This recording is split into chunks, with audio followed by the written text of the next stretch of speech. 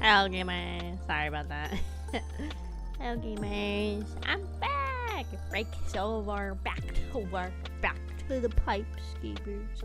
No more fun allowed, your freedom's gone. Welcome me, Miss Sandus, to my first stream back. Yippee! Everybody, welcome in, welcome in. If you guys don't get your daily mold, guys, make sure you get your daily mold all the time. Or else, you know? So, as always, for whatever reason, Tits isn't really working. I don't really know why. So showing stuff's probably not gonna work. Like I said, I wasn't really sure why it's not working. I don't really know why, but it's not working. It's fine, it's fine, it's fine, I guess. But yeah, so we're just gonna keep it chill. As we get back into streaming, we're just gonna keep it chill. We're gonna play some TCG Sim because I want to play something simple and like pretty easy to get back into the mix of things.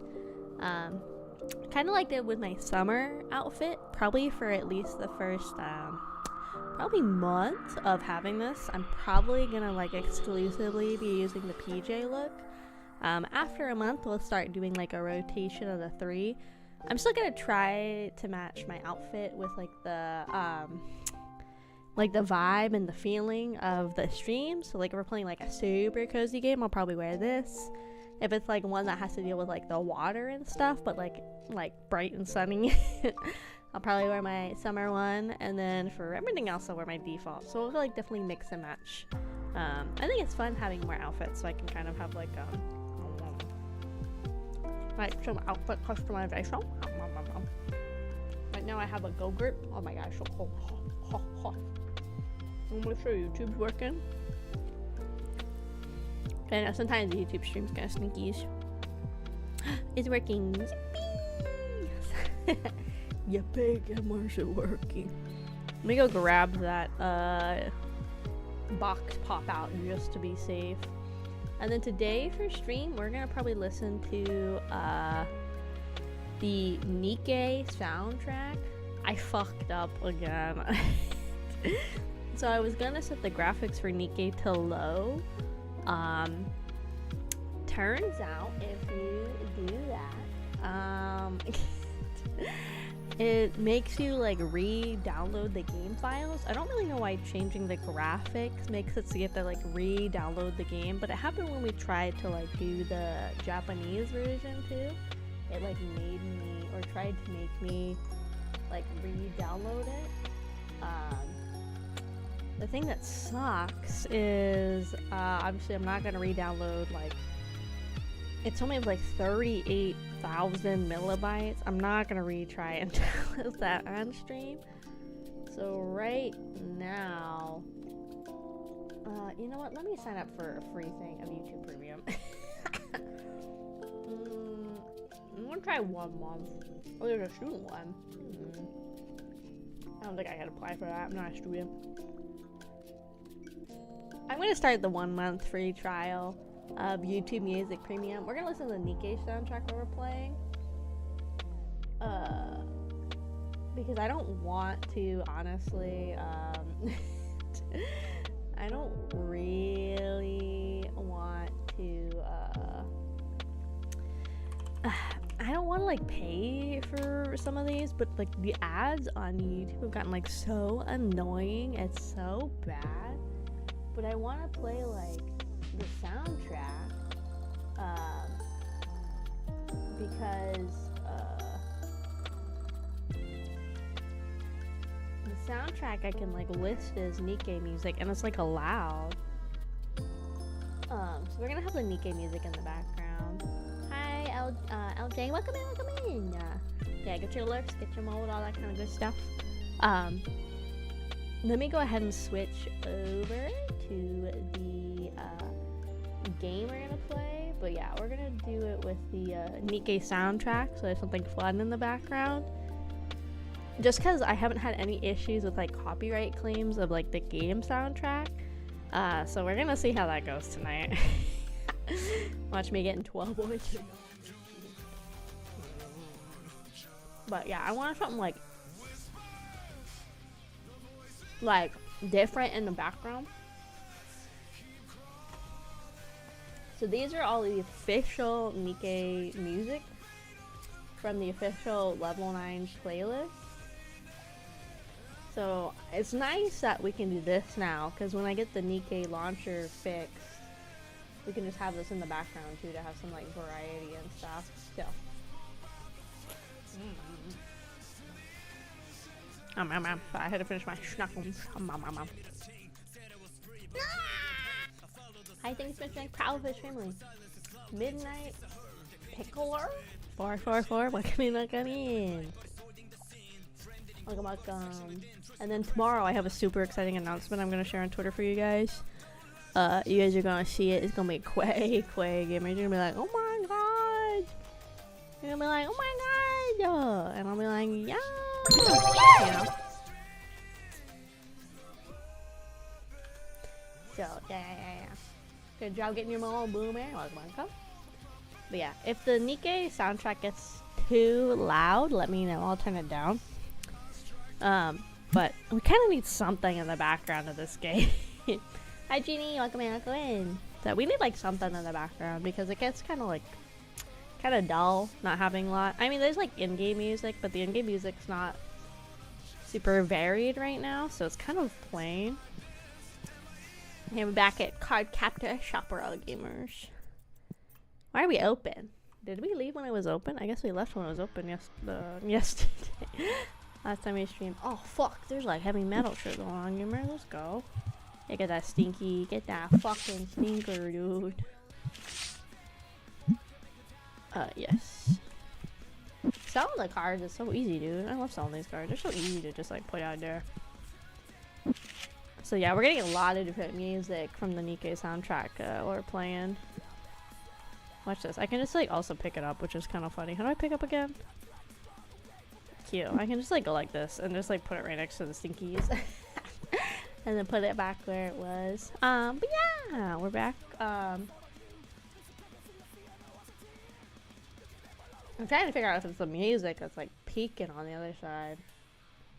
But yeah, we're back. Yippee! We took like a week off. That's what I did last year for the subathon too. I took about a week off to make sure I was like good and I had like a good break after being awake for forever.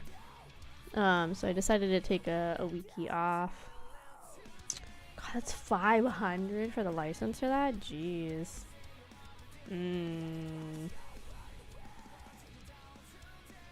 We can't really buy any new sleeves. With the stinkies in? Absolutely not. They're so stinky. Let's buy that. It's gonna cost like all my money dollars to buy this. Hi Prince, welcome in. I have $1.13 to my name. That's not a lot of money, gamers. Let's see. R to open. Oh. I got no plushies. It's so sad. I don't have more plushies. Hi, Ed. Welcome in, welcome in. Hi, Auntie AK. Let's see. Let's try selling it for that much. Do you like? He like. We already have a sale. Oh my god, the little piggies. Oh, there they go. My little pigums. I saw some cool pictures of some people have it. Hi, Moko. Welcome in, welcome in. Again, guys, if the game music gets too loud, just let me know. It's just we're listening to the Nikkei soundtrack in the background. So it's on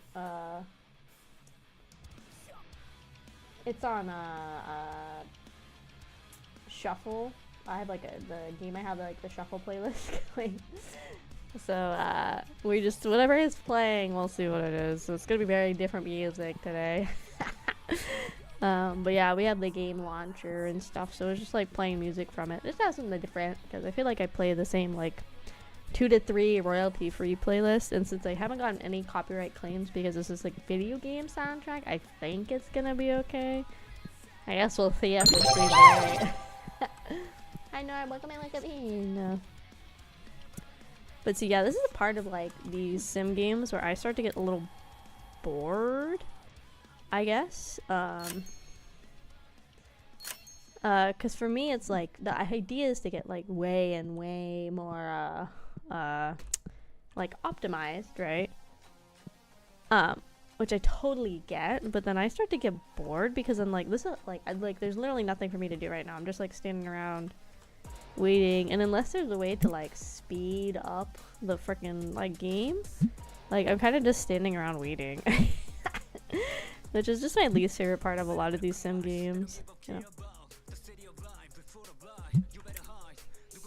Birthday cake. Hi, y'all. Made my game. Video track is fine. Actual songs. Yeah. So I figured this would be fine. This one's good. It's very K-poppy. We can open cards. Hold on. Can I open a whole box? I didn't even think about that. Can you like open a whole box?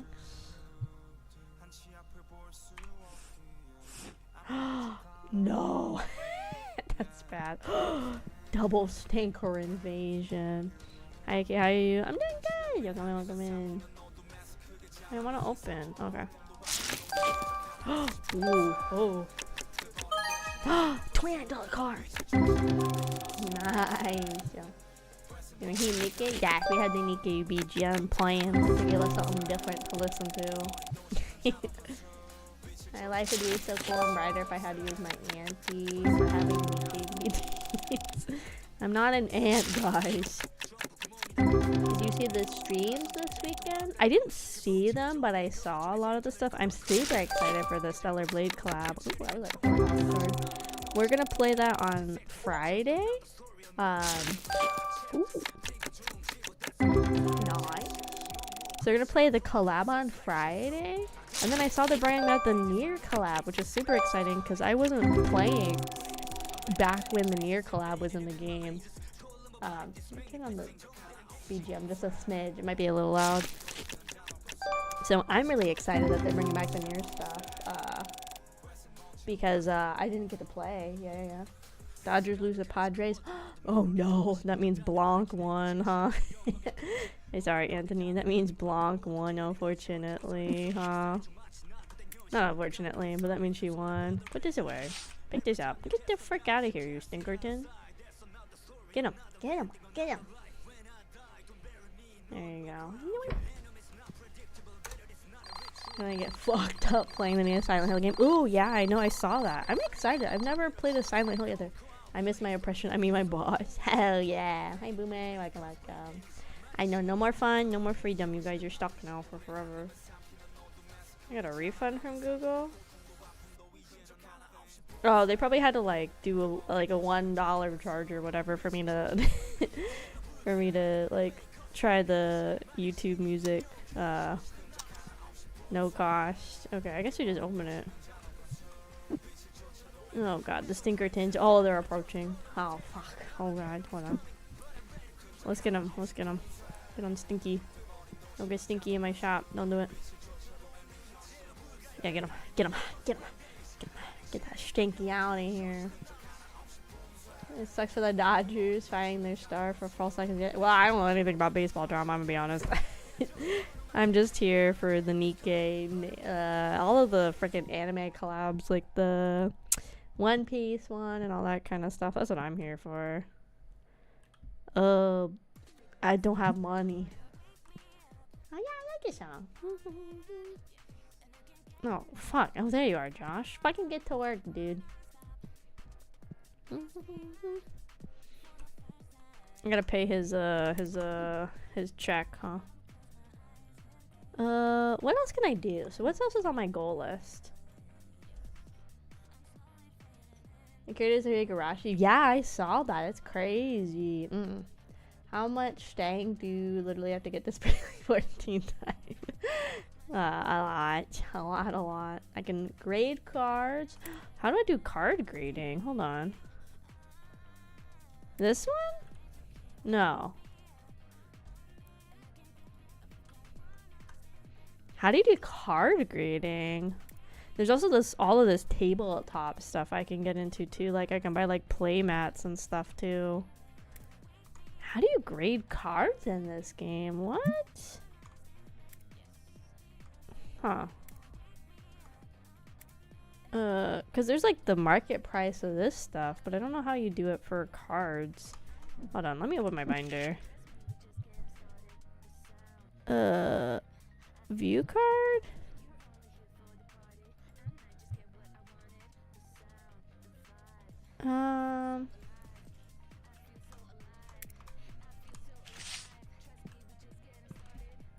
Hold on.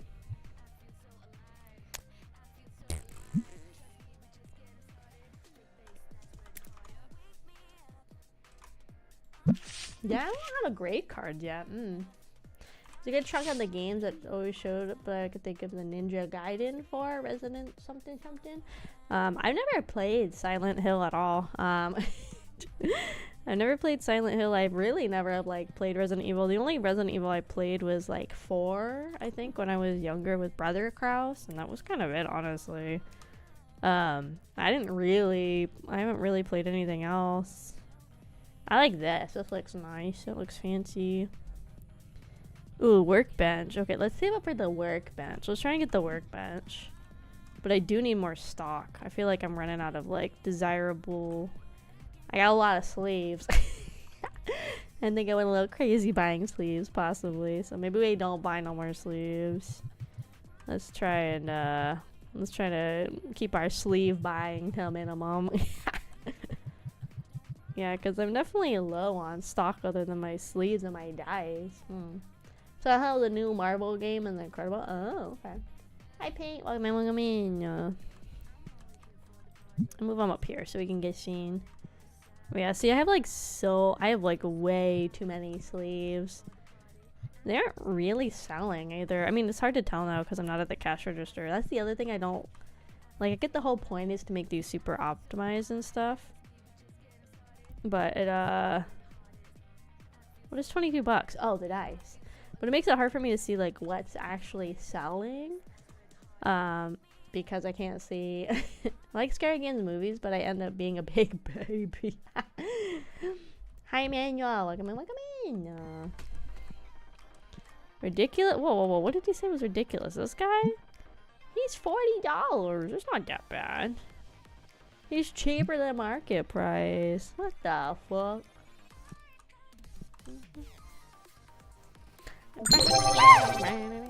You're getting any daily mold news. Make sure everybody on the Twitch side, you get your daily mold. Don't forget your mold. Don't forget. Let's see. I need more money. This is a scam. What's a scam? This is, the market price is $42. I'm like $3 under market. What is the scam here? I don't understand. I have no more cards. Okay, we gotta push them out. I want to keep that one because I want to try and get card grading. I don't know how you do that, but I want to try and get cards graded. It's a hilarious redeem. Yes, it's what you guys eat on the station. You guys eat the mold. That's what the Kraufish eat. That's what I feed you guys in as your mold rations. Everybody loves mold rations. Yes. We'll just keep putting cards out. Hi, thanks for mentioning Kraufish family. Cheese. Oh, fuck. Cheeseburger. 807. Welcome in. Thank you. But yes, keep your guys' eyes peeled on my socials for tomorrow for an announcement. I'm very excited about this one. This was very last minute, but I'm very excited that we were able to make it work out. So, yippee! Super excited. So I'll tell you guys about it tomorrow when it goes live on the Twitter. I want to try and get my expensive card graded. I want to see. Done. $40 for piece of cardboard with art on it. Too low. I got an ultra rainbow rare Pokemon worth $40. Ooh, nice. So I had this. Oh, hey, sold. Yippee! I have these like plushies, or I think they're technically figures, but they're like, some of them are plush, they're like combined. So I want to try getting a card graded, but I don't know how to do this. I have this card worth like $20 right now. It's on the roadmap. Is like I can get it graded. But I don't know how to do that. Like, there's nothing in my phone. Maybe here eventually there'll be something that opens. Mold from the underwater life. Yes, exactly. It's your guys' mold I grow. So nice. Such a nice boss. I get you guys food and stuff. Oh, we were gonna work on the workbench, huh? Okay, I think we should still save up for the workbench. I'm very tempted to buy the licensing for the plushies. I'm the only card shop in town that don't have cards but has plushies. But I'm gonna try to resist. So we need to save up to 1,000. But the thing is, I don't really have a lot of stock. So I think no matter what, I'm gonna have to spend money. Let's get I don't think we need any more accessories. I think I have too many. Ooh, there's like deck boxes though.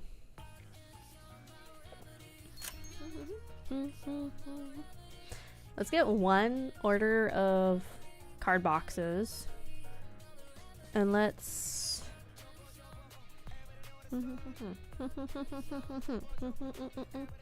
That's too much. Okay, so let's get rid of this one. And add this to the cart. Can I add both of these? No, they're more expensive. Okay. I gotta spend money to make money, gamers. It's just how it be, how I do, unfortunately. I'll put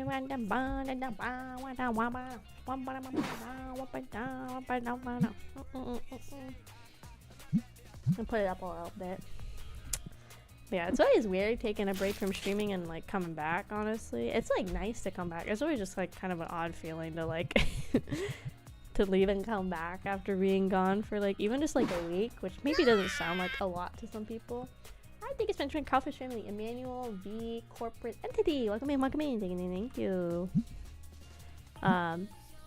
It's always just like kind of weird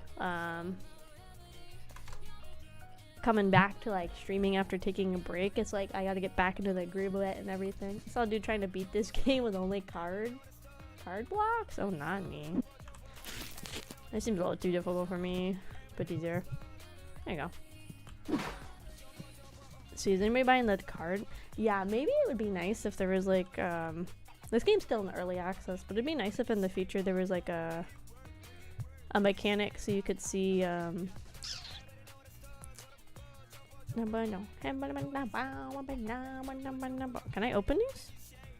No, I can't. Okay. It'd be nice in the future there was like a way on the thing you can like see what's selling. I mean, like clearly you can go around the store and like take a look, but it's hard to tell when you're not like manning the register anymore, like what's actually like profitable and what's not. Can you sell them to me for 15? Let's try 17. No? Yes? Did we make a deal? I don't think we made a deal.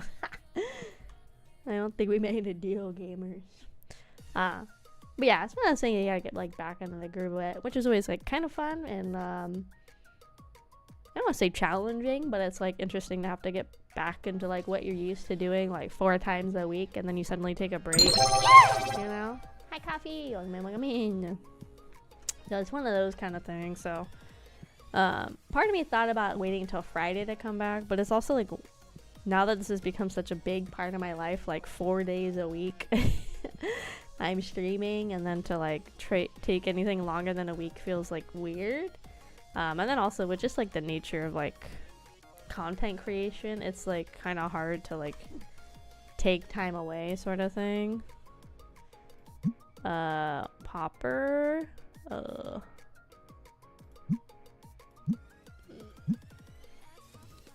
Okay, how do I know my event is going on? Like, I don't even know if my event's going on. It costs $50 a day. Like, I don't even know if my event's like going on. I don't know. Odd. Stinkertons detected. Stinkerton. Get him. Oh my god, double Stinkerton. Get him. Okay, that one's clean. To the other one. Oh, look, he's got a deck box now. That's so cool. That's so cool. They start to get like different stuff on their decks. Look. They have deck boxes now. They didn't have those before. And like, I don't think they have the cards in like the Terramon sleeves. That's cool. That's a really fun feature. I like how like the stuff you get in stock actually affects what they're using. That's super cool. Not that anybody's actually bought my freaking boxes. I'm asking for like $2 more in the market. I don't stream. I don't need to stream. It's more of a thing. It's just like kind of interesting. That is a bagillion dollars. Absolutely not. It's more one of those things like trying to come back to streaming is like, it's fun to get back into it, because it's like, again, it's like such a big part of my life now. I've been doing this for like 2 years pretty consistently. Obviously I've had some breaks here and there, but like fairly consistently for like 2 years I've been doing this. So it's one of those things. It's just kind of funny, but I'm excited to get back into it. Especially too, like it's always like kind of risky taking a break in this kind of like field in general, because with like so much content out there, it's one of those things, if you take a break you risk people like losing interest and moving on, which is like valid and fair, you know, but it's like something that you have to like get like prepared for, you know, potentially. That's why a lot of big creators you'll see like they don't ever take breaks. Like some like massive indie VTubers too, like they'll go like, you know, 2-3 years without taking like any type of break. Like they don't take vacations, they don't do anything, they just go, they just like keep going. And I think that's why a lot of people get burnt out. What do you like about the card decks? Are you gonna buy a deck box? Whoa, chill. He's not gonna buy. Because again, it's like one of those fields where if you're not constantly putting out content, like also algorithms are super against you taking breaks. Like the second you stop posting and putting out content on your algorithms, they like hate you. It's like super annoying. And that's why I've been trying to do like at least one short a day for like the whole week. My most recent short's not doing very good, which is very interesting. Like it's just weird which ones do good and which ones don't. I get like an average of like 1K per short, so it's kind of weird that like suddenly this one's kind of like stunted. I don't know why. Okay, let me let him check out. Okay, $10. Nice. Okay, everybody's getting kicked out. Okay, Josh just left. Bro, there's customers in the store, dude. He just left. That fucker. He just literally walked out. Don't let her in. No. Okay, good. Okay, good. Thank you, dear customer. Thank you. Oh. Nice. Josh just left and almost left like a $30 purchase. What the fuck, Josh? What the hell? It's funny like how some of the music seems like it like blasts out of nowhere for Nikkei. Okay, I think I just got charged for my event. It's hard to tell though. There's no like clear indication. Like I almost wish there was like a pop-up at the top of the screen that was like current event is running or something like that, because it's like really hard to tell that there's anything going on event wise if you don't have some kind of like indicator. It's kind of hard. The last had so much my ash on your shit, so much yucky dirtiness. So yeah, I think we're gonna save up, like I said, for the workbench. Bundle up your jank cards here. You can sell them as a bulk. Oh, okay. That would be kind of nice, actually. Bulk selling. What does the trash do? Okay. So there's up to 16 types of items. Stinker tin or stinkerino. Okay. Okay, I still don't know how to grade cards though. Like, I just don't understand. Like, this is like the market price of stuff, so you can like see how the market's going. But I just don't see how you grade cards. I like don't understand how you grade cards. Oh shit, get it, Josh. Get it. Is anybody buying? Are these expensive? Let's make them just above market price. This line setup sucks. Remember last week for my first year of college, school starting at around 10, it was around 12 to 1. Oh, nice, nice. Good luck on your banner. Thank you, thank you. I'm hoping I pull the girls early so I can save up for the near event. I can't believe they're doing them back to back. I think that's kind of crazy. I wish they were more spaced out. Like, it kind of sucks that they're back to back. I'm really excited the near event is back, but I wish there was more of like a gap between them, because it just seems like it's gonna like suck my money dry and my gems dry, which maybe is the point. I'm just glad they're bringing it back again, because I didn't get to participate last time. But yeah.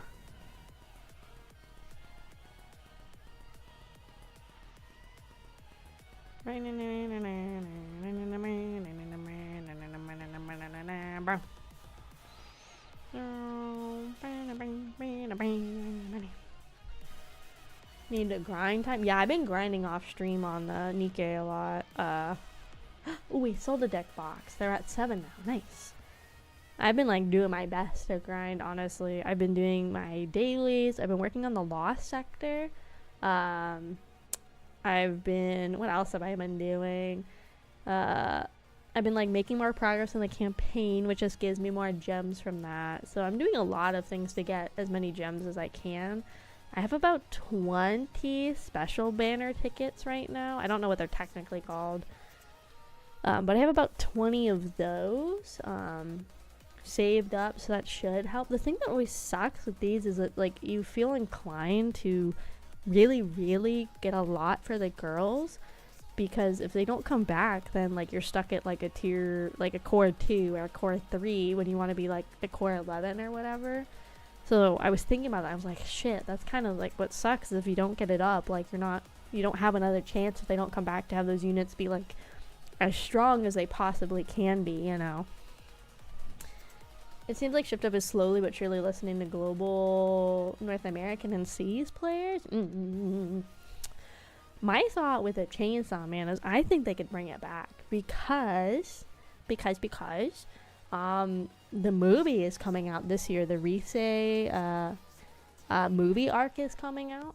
So I honestly wonder if they're gonna bring the oh my god, I have like no cards. Oh fuck, I gotta buy stock. I have 10 cards left in my store.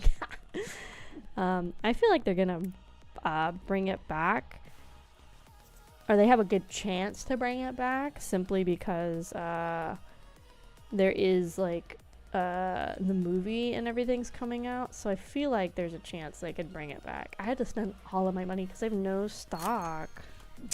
Bruh, it sucks. I have no stock. I had to spend literally all my money because I have no stock. I'm at my local wargaming club this weekend to promote the club. Oh, nice, nice, nice. Remember when I get the free 2B skin? Ooh, nice.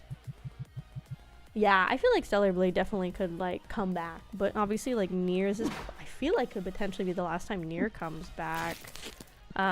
Obviously for other stuff like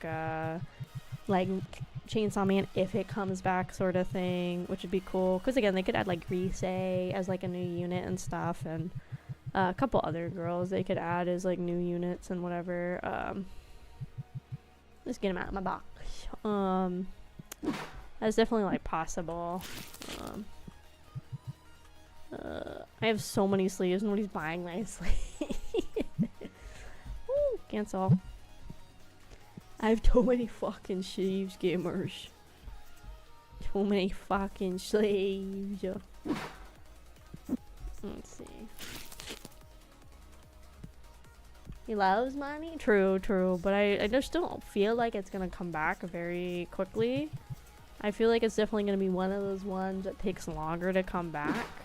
And, like, ReZero, I think it would depend. I feel like they would plan it with when, like, the next season of the anime comes back. Which, I don't know when that's going to be. But I feel like that's probably when, if ReZero came back, it'd be when there's a new season of the anime again. I had to, like, literally spend all my money. Because I had no stock.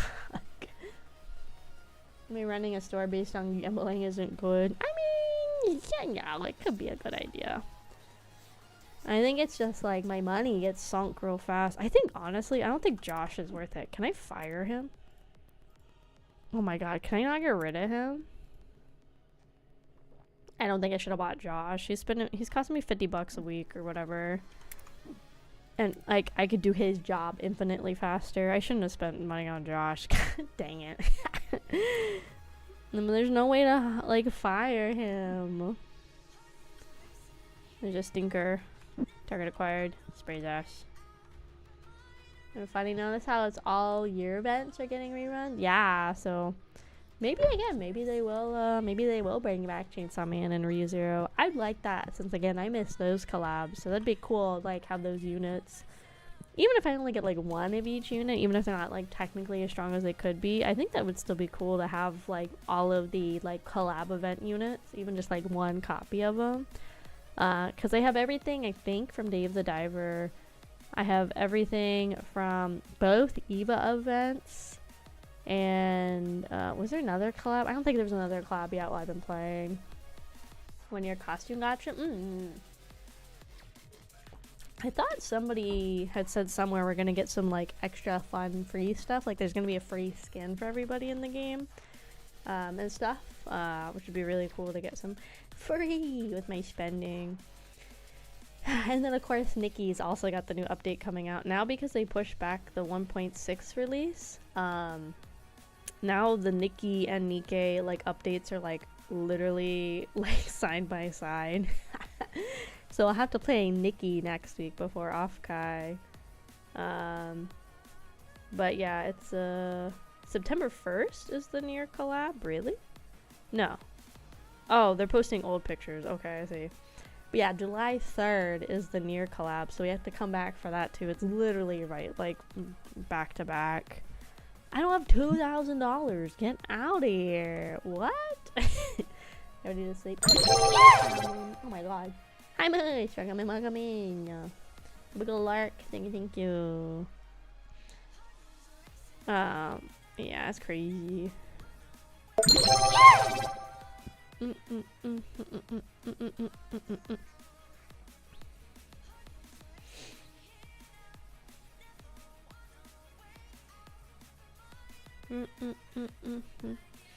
Oh my god, people are freaking out about Offkai, I guess, needing to have people verify their ID at meet and greets and stuff.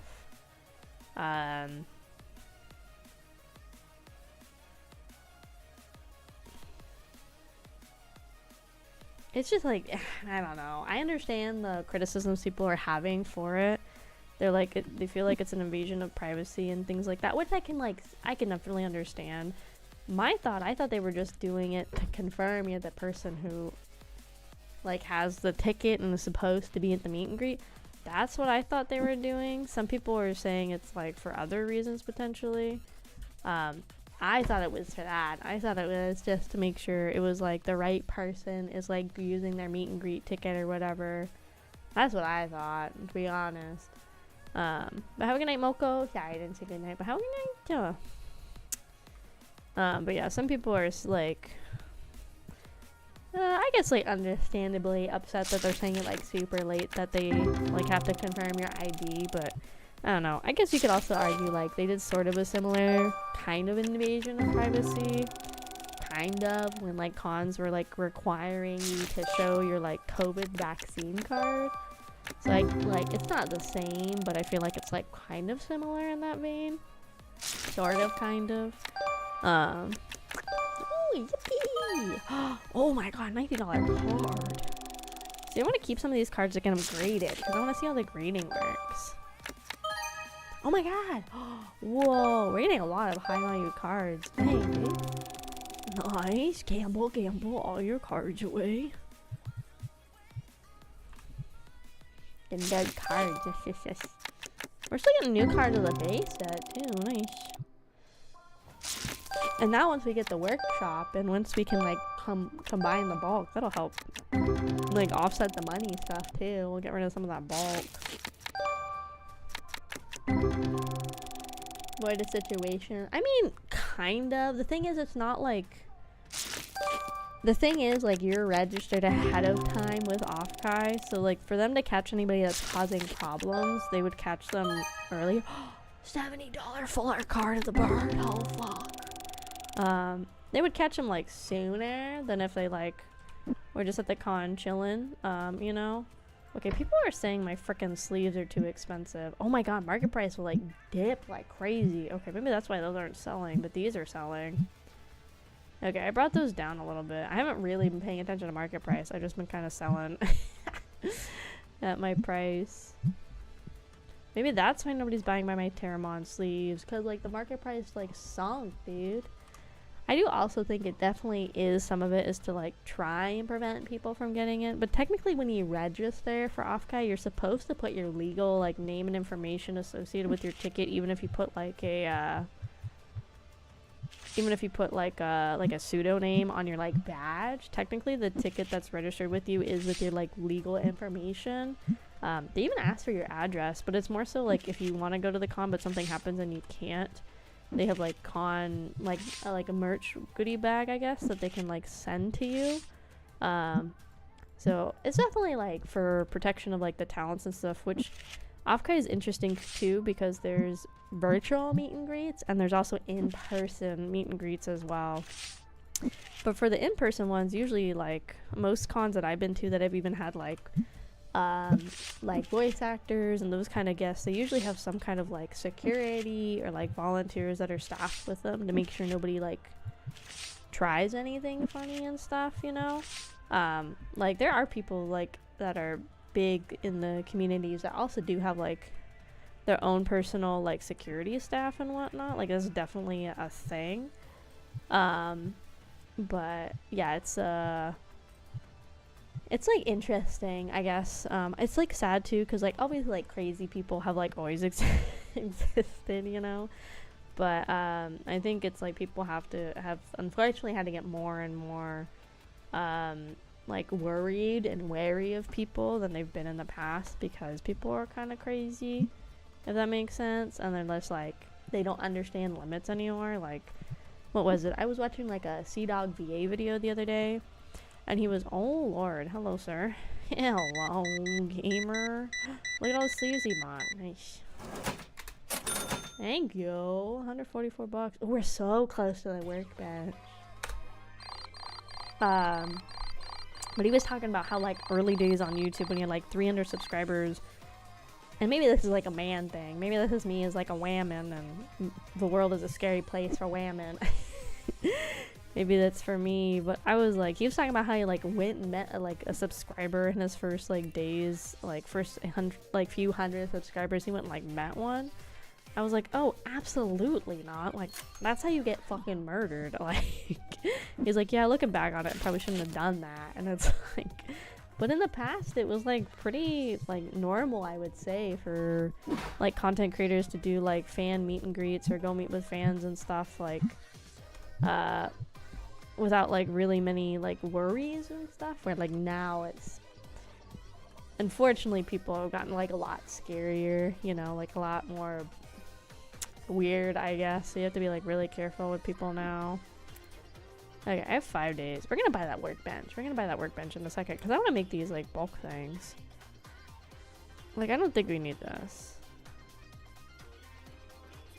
How do I like? Do I get access to this room ever? Maybe if I get the workbench, I can. That would be nice.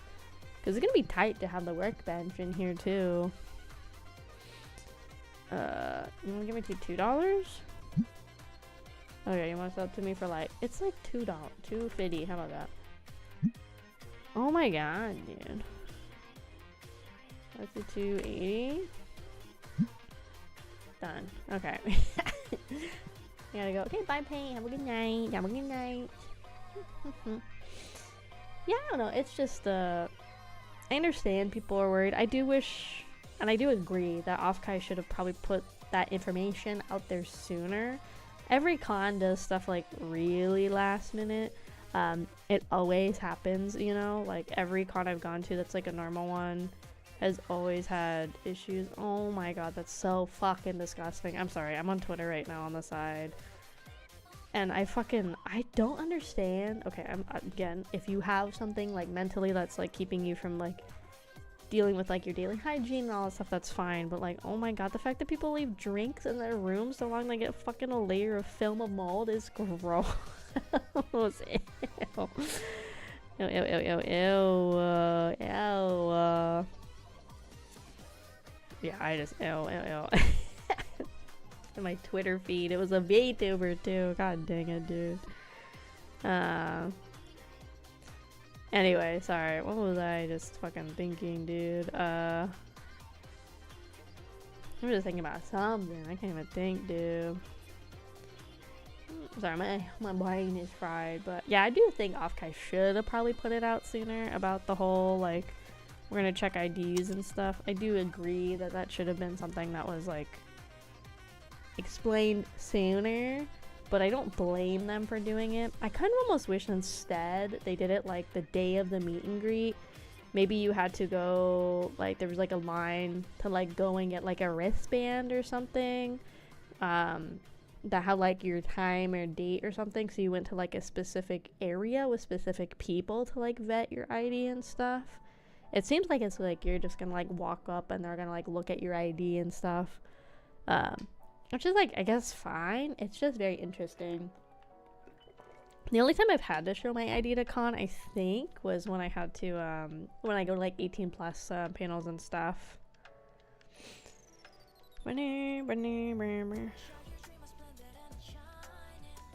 That's like the only time I've had to show an ID. Like I went to a con and every time you wanted to go into the 18 plus area, if you like left, you had to, oh my god, my freaking cards are like sounding like crazy. You had to show your ID to get back in, which obviously they have to do to make sure people are under 18 are going, because some of those panels at that con were like crazy. Like there was a lady that went topless, guys. It was not so much. So that was like crazy. It was funny too because they were like, you cannot film if we see you take out a camera, like you're getting your ass kicked out, sort of thing. It was like super strict rules with that con. It was kind of crazy. Super crazy. But yeah, I think that's fine. So I don't know, I understand why people are like upset and frustrated with it, but I feel like people are making things like a bigger deal than they necessarily are, if that makes sense. Maybe that's me. Like I don't really care. Like they already have my information because I bought like my ticket for the con. Like they already have my fucking like address and everything. Like I'm not as worried. I also didn't win any meet and greet lotteries. I didn't put in for that many, unfortunately. I put in for like a couple, and I think people have until like the 12th. So like I think tomorrow or Friday to confirm which ones they're going to. And then after that they have to what's the next page button? D. And then I guess after that, if they're not going to their meet and greet or they don't pay for it, then it goes up on a shop as like a first come first serve sort of deal. Which I'm hoping somebody that got the Doki Bird one does not pay for it. By some miracle I get it, because I put it mostly for her meet and greet. I put it for a couple other people too, but not that many. Hi Q, welcome in, welcome in. Yeah. And if you're going to a con, they ask for a collation. No, it's like a lot of cons do it because they use like specific like registering sites for like the tickets and stuff. And a lot of it's also like, a lot of cons have like goodie bags or like con like goods that you get just for registering. Some cons they even like mail your badge to you ahead of time. So it's like super common practice for conventions to like take your address. Not like every single one does. But it's usually behind like a really secure, trusted like company for collecting information for cons. Like I've been to cons, like there's one I wanted to go to, like Anime NYC, because they have like really good like guests and stuff a lot. And that one they have you give your address on their site because we can buy the workbench. They have you give your address because they have to send your like badge to you. Like they don't do on-site pickup unless you're buying that day. I think it's because it's like too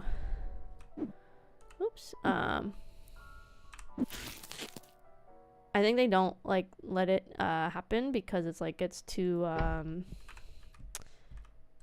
okay, how the hell does this work? Okay. Oh shit. Oh, that's easy. Okay. Let's make it like, yeah, let's just see how the bundle goes, I guess. Well, info gets leaked. I mean, yeah, but again, it's not like it's the con themselves, like, it's not like the cons themselves are collecting the information. It's like the site that they're using to like host ticket sales and registration and stuff. Under low value cards and bundles them. Okay, well that's kind of nice. I wish the boxes were like nicer looking for the bulk. Okay.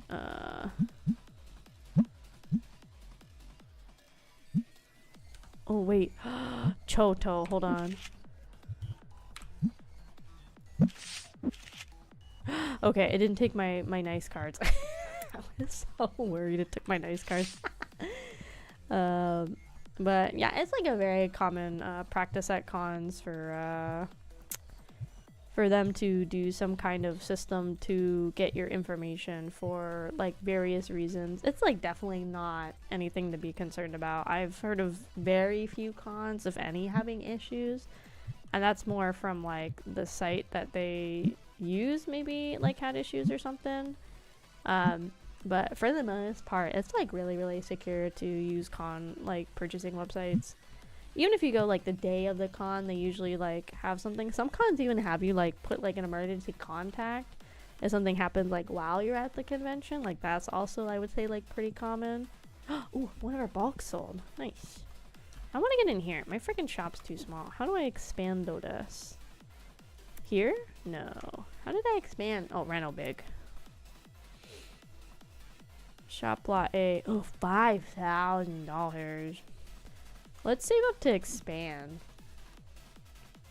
But no, yeah, it's like a super common practice in cons. This is not like an off-Kai exclusive thing. This is not like, this is like not exclusive to any convention about collecting some kind of information from you. Even stuff as simple as like, oops, I like skip my game. Again, like they'll just need it for like shipping stuff or like whatever. I mean, you know, if you're like worried about it, I guess you can just like show up to the con and see if you can pay cash for tickets. I don't think many cons do cash for tickets anymore. I think most you have to do them online ahead of time or pay with card when you get to the con. I don't know that many cons that let you like pay with cash. I'm sure some do, but I don't think it's like super common anymore for sure to pay for cash. I still try to bring cash when I go to cons, because there's always like vendors that like are cash only, or like they have like, you know, my brain sometimes like the connection in cons are really, really bad, like the internet connection. So a lot of times for the sellers themselves, they'll always have cash with them, because sometimes it's the only way they make purchases, right, is with cash, because there's like no Wi-Fi in the con. Or some cons, like they'll charge you, it's like, it's kind of a scam, and I guess for a while cons were getting in trouble with it, but not as much anymore. But cons used to do a thing where like they would have like internet blockers in the con to like force artists and vendors to buy the internet package from the convention, so people could have internet, which is like a mega fucking scam for like so many different reasons. Hello. I buy for 10 cents. I buy for 12 cents. I buy for 15 cents. Thanks. You really want to sell me that freaking 18-cent card? That's BS. Yeah, a lot of cons were getting in trouble with it. I think some cons even got sued back forever ago, honestly, because of it. Ooh, look, more space. Yippee! So, I think some cons got in trouble, but then something happened over the years, and they stopped getting in trouble as much. But yeah, that used to be like a really big problem at cons, was like internet blockers. Because like if you're an artist, it's so expensive to like, the artist alley is always cheaper than the vendor hall at a convention, but both are still expensive. Like I would say the average con now costs probably between $300 to $500 for one table in the artist alley. So you have to like pay for your artist alley table, and then if you're not local, then you have to like figure out how you're gonna get to the con. Are you gonna like fly? Are you gonna drive, take a train? Like what do you need to do to get to the con? So then you gotta take that cost into it too. Plus there's the cost of like manufacturing the goods, like whatever it is. The thing with like the argument with the artist alley table, it's like hard too, right? Because a lot of these cons are run by like volunteers. And so the reason they charge for table space for artist alley and vendors is because they have to pay back the like hotel or convention center or whatever they're renting for the space. So a lot of times it's kind of done on a, okay, once we make the money back, I'm gonna pay you back. We're gonna like reserve it and maybe put like money down, and then we'll do the full payment once we have like the table like money, right? So that's why there's typically a cost associated with hold on, let's see, 17. That's usually why there is a cost associated with artist alley tables, is because it's the con having to pay back the hotel. Like there's very few cons, I would say, that like turn a profit enough that they like could in theory be like pocketing the money for the table. I'm sure they do some of it, because while most cons are like volunteers, some of the higher up people, like some of the board members and stuff like that, some of them do get some kind of salary, but like most cons, like that doesn't happen, honestly. It's like most cons are like, you know, in the red for the first handful of years before they really take off, you know. So that's like how they have to like pay back a lot of stuff, is they have to make money somehow, right? So they have to like pay back the vendors and everything for their or pay back the hotel for like renting the space and everything. So oh god, they're swarming in. Oh fuck, look at them down there. Oh fuck, there's 3 of those fucking nerds coming. So, but yeah, some cons do charge like extremely absorbent prices for the artist alley tables. Hi, welcome into the Kraufish family. Celius Lupin Graves, welcome in. Thank you. I'll stay home and have pizza. I mean, yeah, but if you're an artist, like cons can also be a huge source of income. Like there's one artist, I can't, Inkwell Draws, I think is his like creative handle. I can't think of his real name right now. But he does these really interesting videos where he's like very upfront and honest with the cost breakdown and pricing of like cons, and like the price of cons, price of production, everything that could go wrong at the con. It's very interesting to watch because he has a lot more insight to the back end of like cons from an artist and like a creator perspective, where I have it more as like a spender perspective, you know. Let's take that back. Okay, Josh, get in here. Josh, stop slacking off. Yeah, get in there. Exactly, Josh. This music is saying to get the fuck to work, Josh. Keep putting cards out here. But yeah, like that's, I mean, cons have to like make some kind of profit, because when you're renting like a hotel, for example, and you're renting like all of their ballrooms, potentially all of their conference rooms, like that's a lot of money the hotel is potentially losing out from other resource avenues as well. So the con has to make some kind of profit to be able to pay for such a large expense. And if it's in like a convention as well, convention centers are expensive too, like having to have like the ability to pay for something as large as a convention center is like pretty impressive too, right? Because convention centers, I mean, it's like in the name, they're like a center, right? Like they can be like massive. So they have to be able to sustain the cost of running and like operating in those centers. So it definitely can add up like tremendously cost-wise. But I think cons are still a good experience as artists, because it also helps you get your name out there, but it helps with networking too, right? Because you're going to find other vendors at and artists at the con that have like similar interests, similar hobbies and niches as you do, and all sorts of other stuff going on. So it's like cool for networking too, I would say. I would assume from an artist perspective, because there's also the chance like brands will be there, because like the vendor alley is for like bigger companies and stuff. Ooh, we can get the new, we're almost at level 12. We can get the next set soon. Add that to my cart. Add this to my cart. Any more accessories I want to get? No, a lot of these are more expensive too. I don't need any more sleeves. I have so many fucking sleeves. It costs $500 for a single table to rent. Yeah, I mean, it depends. Some artist alleys are a lot lower. Some are even technically free. Like if you do, for example, a lot of times like at a college campus, if there's a convention, there might be like a small fee, but it can be a lot. Uh-oh, I think my internet's gonna start freaking out in a second. My model is crashing. I can see it. Let's see. Anything left in here? Oops. Let's see. I feel like my internet's about to crash because my model's acting up. Let's see. Oh, wow, Michael. Let me see if I can get my model to reconnect.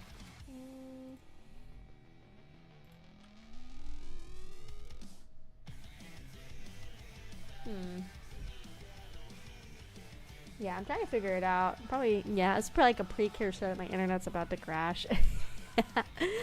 Unfortunately, with VBridger, that is like dependent on like the internet, and so I have to have like VTube Studio on the internet, and I have to VBridger. So that's a chance like the stream could maybe crash. We'll see. But again, it depends on the con. Like I said, some cons it's like significantly cheaper to rent a table at. Some it's way more expensive, and the table size varies per con as well. Sometimes you get like a 5x10 table. Sometimes it's cheaper to rent a space with a smaller table. That does mean though you're not going to have as much surface space to we're going to open some cards while you're not going to have as much surface space to display your merchandise and your goods. So that's like kind of like a thing you have to consider. Like, do you want to save money on your table but have less real estate for putting out your goods and stuff in my units, and that tables are like gotcha then? It depends. You don't have to have VBridger. So technically if you don't use VBridger, you don't need internet to have, I mean, like, yeah, technically you don't have to have internet to have VTube Studio working. You just have to have your phone or your camera or whatever you're using for tracking. It's because I'm using a sub-program called VBridger, which gives my model like a lot more expressive nature and a lot more like realistic expressions and a lot more tracking to like my mouth and my eye movements and all sorts of stuff. I didn't have VBridger for the first like year and a half. Oh, nice. Almost like 2 years of VTubing. So it's not a necessity, but it's definitely very nice to have. So if you aren't using VBridger, you don't have to like worry about the internet for your model and stuff at all. VBridger is usually an additional cost for the rigging too. I think more and more people are having it included in the base price, but it's not typically like included. No, VBridger is through Steam. It's through Steam. Technically the best tracking with VBridger is best with like an iPhone. That's technically the best facial tracking you can get. But again, I didn't start VTubing with an iPhone. I started with a Logitech like 1080p webcam, and that's what I used for like forever. The only reason I even upgraded to having an iPhone, which I don't have one personally, I have an Android, is again because with VBridger, while you can use a webcam, I don't have that kind of money. Get out of here. It is a lot better at detecting your expressions and stuff with an iPhone, but you can still use VBridger with a webcam. It works still like totally fine, but it might not capture everything as perfectly as if you do an iPhone, you know. So I had to put it on my throne, and the Kraufish are really nice, and they got the iPhone for me. So because of that, I was like, okay, let's go ahead and start the journey to $800. Oh God. To upgrading the pipeline to work on getting a iPhone. So, and then they funded the iPhone, so I was like, okay, I guess I gotta work on getting VBridger as a thing now. So then I talked to Bila, and then we got my base model VBridge, and then this one was like rigged with VBridger in mind. And then Bila's currently also working on my summer outfit for an upgrade to VBridger as well. So yeah, you don't technically have to start with it. If you do the upgrade route like I did, costs probably are gonna stack up later.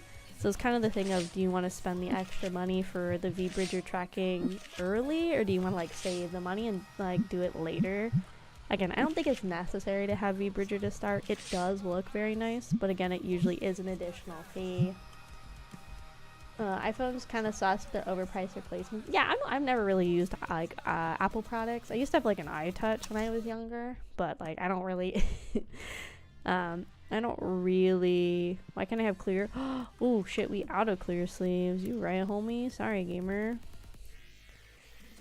Here, I'll get one set of 40 clear sleeves.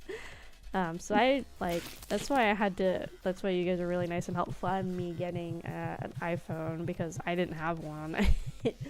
But you don't have to have like the most high-end iPhone either. I got one that Bila, my like rigger, recommended. It's like an SE 20 or 21. So on Amazon it was like $170 or something. I'm not saying that's cheap. I know for some people that's like a lot of money, but it's definitely less than I thought it was gonna be. I thought I was gonna be having to look at the $400 or $500 range for an iPhone for tracking.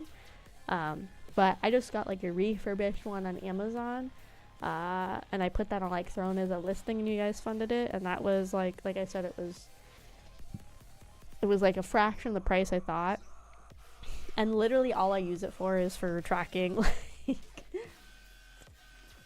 I don't do anything else with it. I personally only use it for VTube tracking. A lot of people, like, if you already had an iPhone, this is not an expense you have to worry about like getting an iPhone for VBridger and stuff. But obviously for me, I kind of had to. Not had to, but once we decided we were going to work on the VBridger upgrades, I kind of had to. And damage, you can deliver it to Lewis Ross. I have no clue who that is.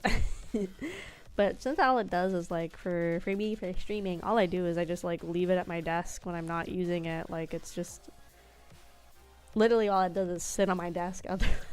That's all it does. I don't do anything else with it.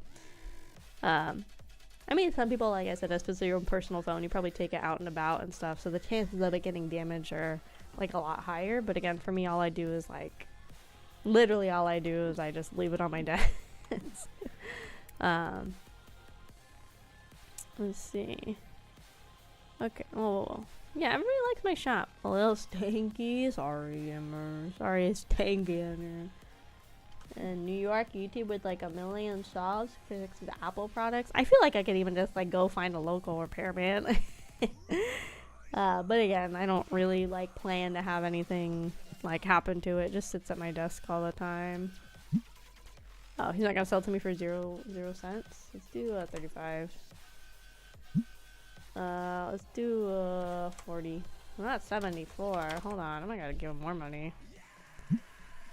Okay, thanks. Okay, we're trying to save for 800 because I want to buy the next deck's licensing. So let's see if we could save up to 800. I don't know if we're gonna be able to because we're running low on stock again. Let's grab more of these to open. And I get more bulk to make more bulk bundles. But yeah, you don't have to have VBridger and you don't have to use an iPhone. It's a more recent thing where they had it where VBridger does work with webcams. But if you go like on YouTube, there's like a lot of videos of people comparing their models with like no VBridger. Like using just like the highest setting in VTube Studio, which I used to use, which is like the NVIDIA RTX settings. Comparing that to like Google Media Pipe, comparing it to VBridger with a webcam, and then VBridger with an iPhone. Obviously VBridger, no matter what, is like way stronger than RTX. I think it also depends on your rigger, because Bila did a really good job with my rigging. Ooh, $20 card, nice. Even without VBridger, and I think it was still really solid. Ding ding ding ding ding ding. But yeah, if you look up those YouTube videos, you can definitely see like a good comparison. So you can see like if you think you want to try and invest in VBridger and if you think it's necessary. But I also think, again, it really depends on your rigger that you use and their skill sets. Hi James, welcome in. I'm gonna hold on to these mold points like it's gold. Hell yeah, gamers. You only get 1 mold a stream. Only 4 chances a week to get your mold. Make sure you get it.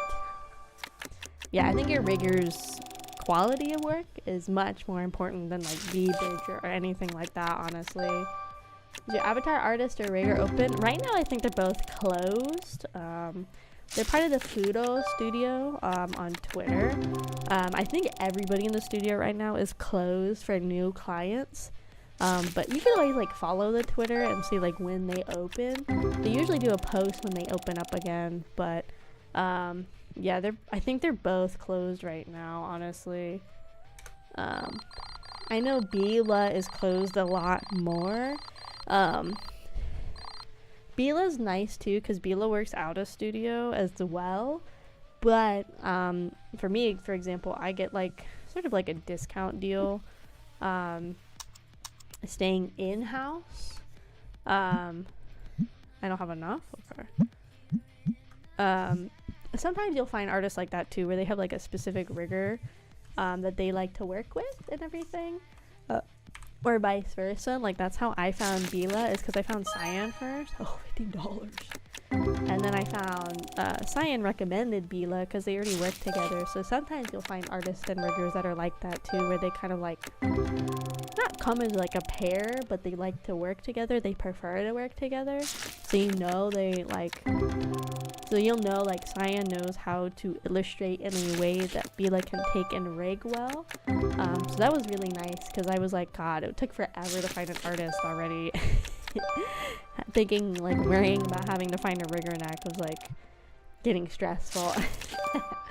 So that was really nice that Cyan like introduced me to Bila.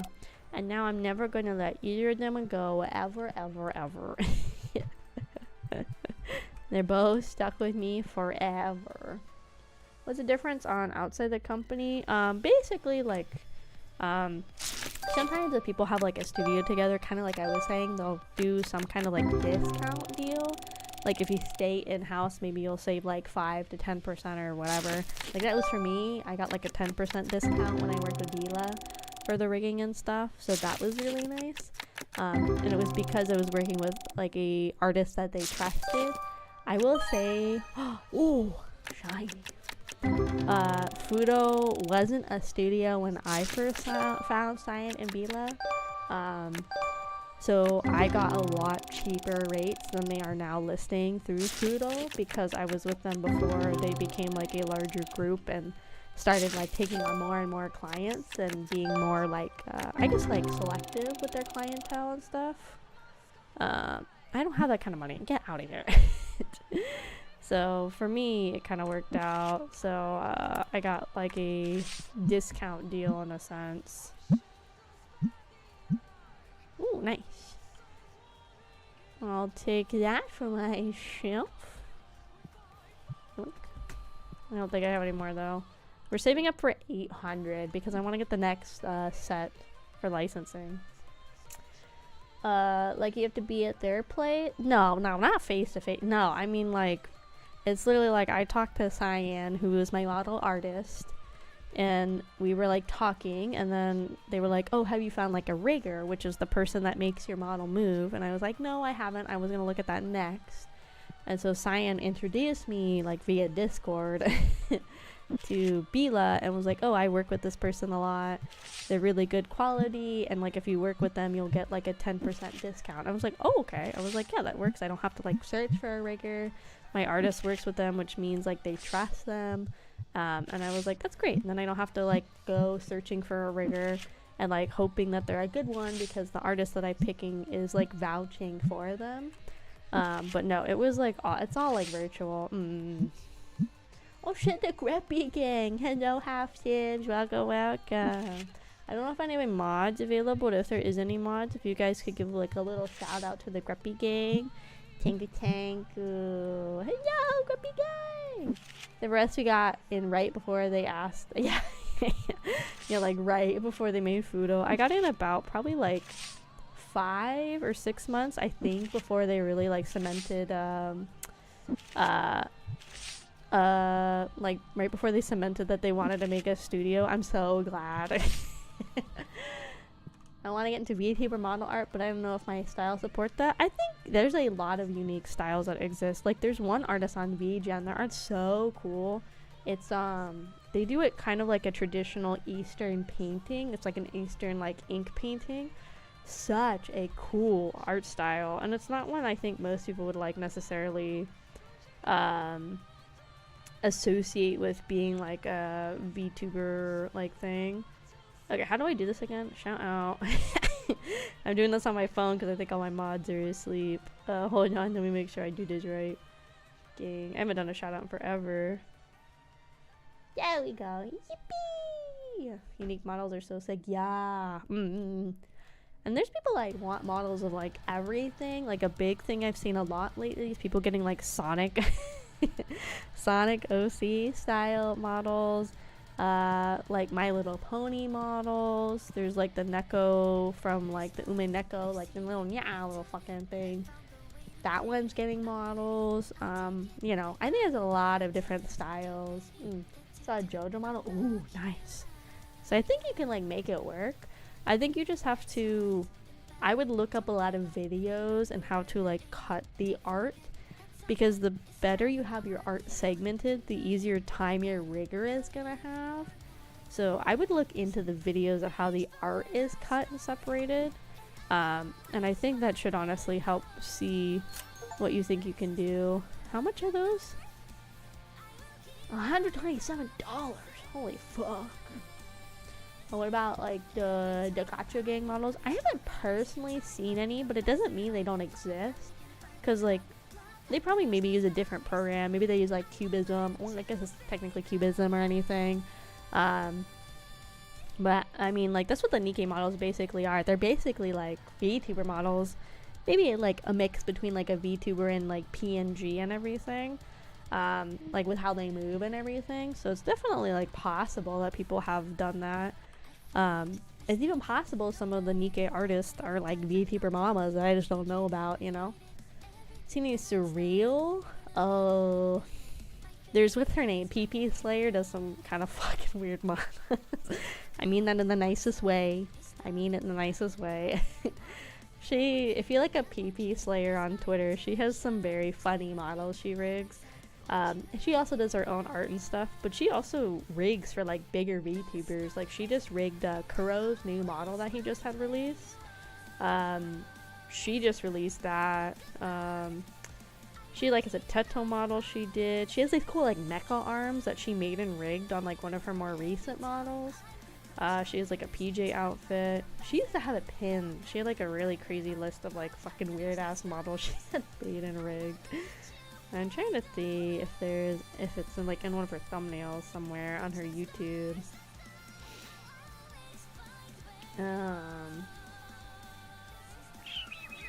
But she had a lot of funny models. I think you just like search around and you'll find artists and riggers that are willing to do fucking weird stuff. Like, I think a lot of them trying different things too. And like, who knows? You could be like a trendsetter, right? Like if you're like, I want a Cars VTuber model, which I have seen. Like, somebody did make themselves like a car from the Cars verse.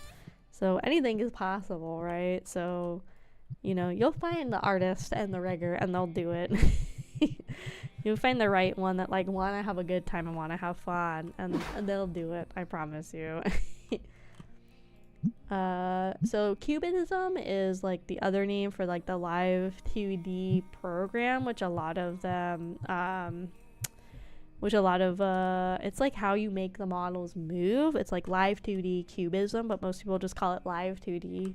There's definitely other programs, but live 2D is the most popular for people in the VTuber sphere, at least.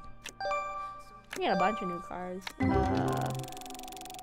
PP Slayer is the funny person, but my studio is called Fudo. It's like FURYO Studio. I think if you just search it on Google or on Twitter, you'll probably find it pretty quickly. Is anything exciting? Oh, there's some cute arts on these ones. Yay! New cards. Is that one called BuzzFeed? Oh no.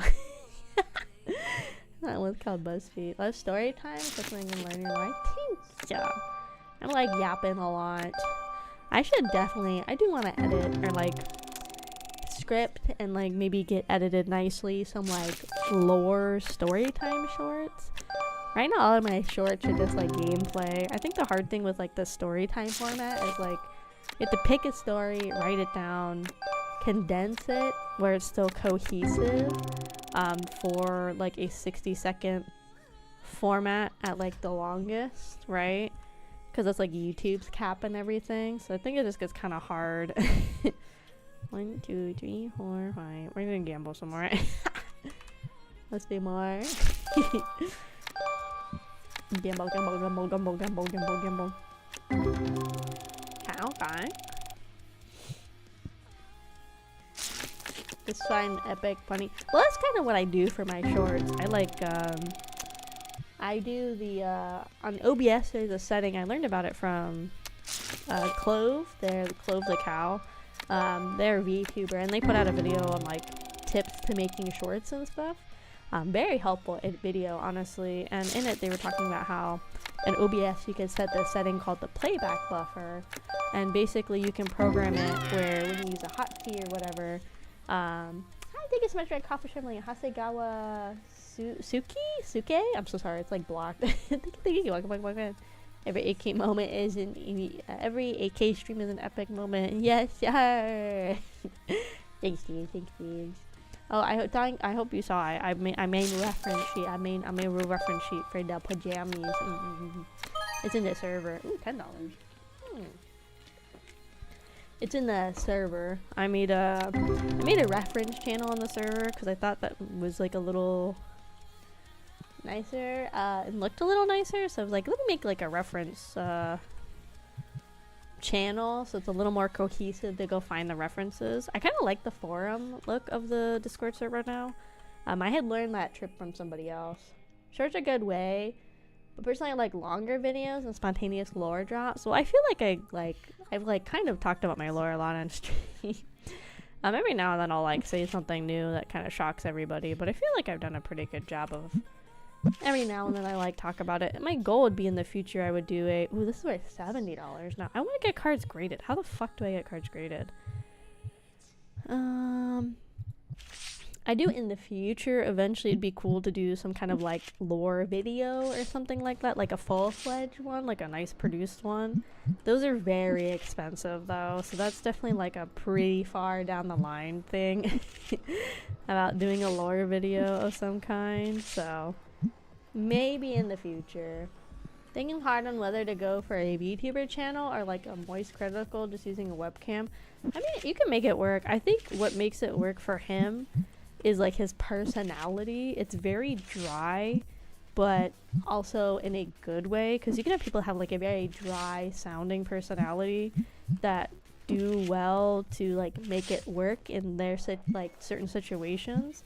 I think that's what works for him. He's not like what was like big on YouTube at the time when he started getting big, which is like the like super like jolly, like screamy kind of like content creator. He's very much like, he knows like what he wants to do. He knows his brand. He knows like his personality, and he doesn't fake it, which is nice. I think it works for him. I think you just gotta make sure it like works for you, if that makes sense, you know?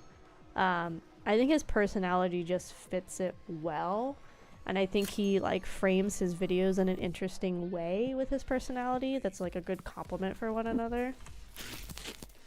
Swamped with portfolio work. Oh no, you're fine, James. I just like I made the reference sheet, just so you know.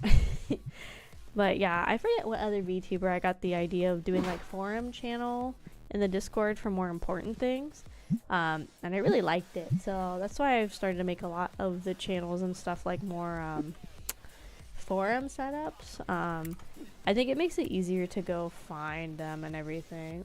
Okay, why is it $300? Why the fuck do I gotta pay $300 for Josh? Josh sucks. I hate Josh. Josh sucks at this job. I really just like the overexcited Mr. Beast. Yeah, no, I think so. I think it's like, I think like 10 years ago, it was like definitely the meta, and it worked. And like, I mean, I'm not gonna lie that I didn't watch this stuff too.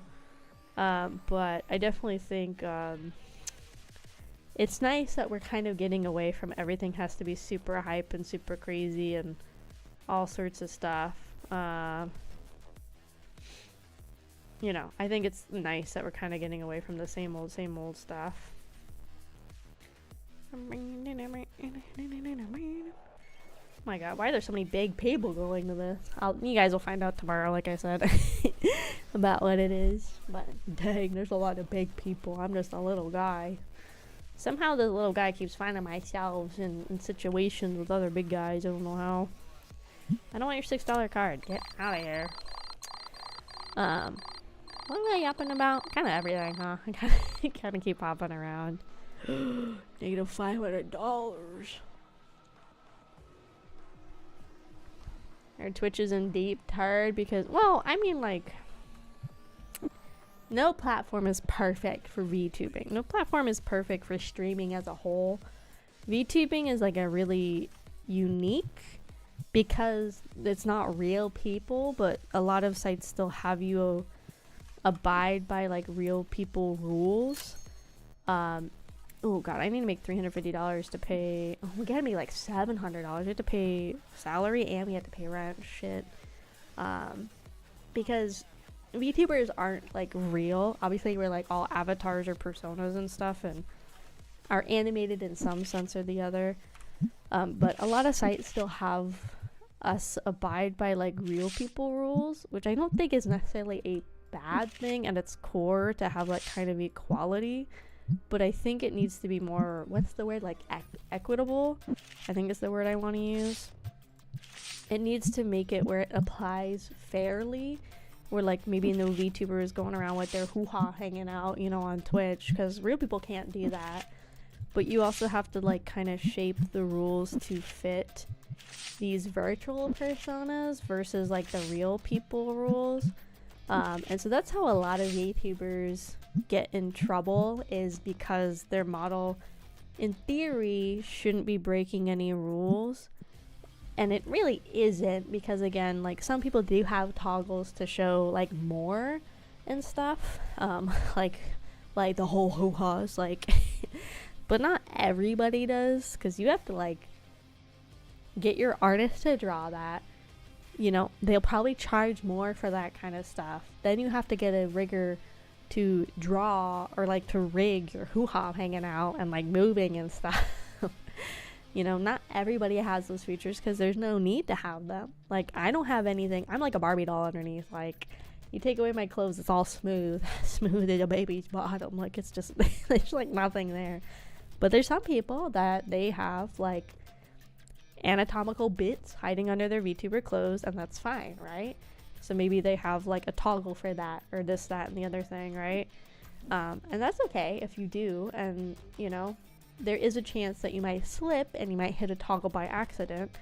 But I would think the smart thing would be like having your model for your more adult geared stuff be a separate model saved in VTube Studio than the one for your like normal content.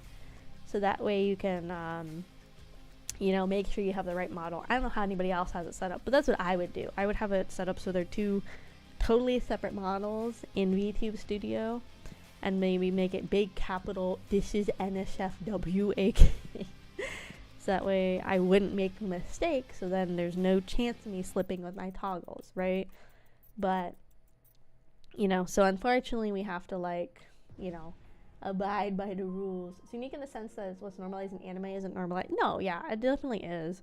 Like, one rule everybody has to apply to, even as a VTuber model, is you're not allowed to have side or under breast showing, right? So, like, you're not allowed to have that.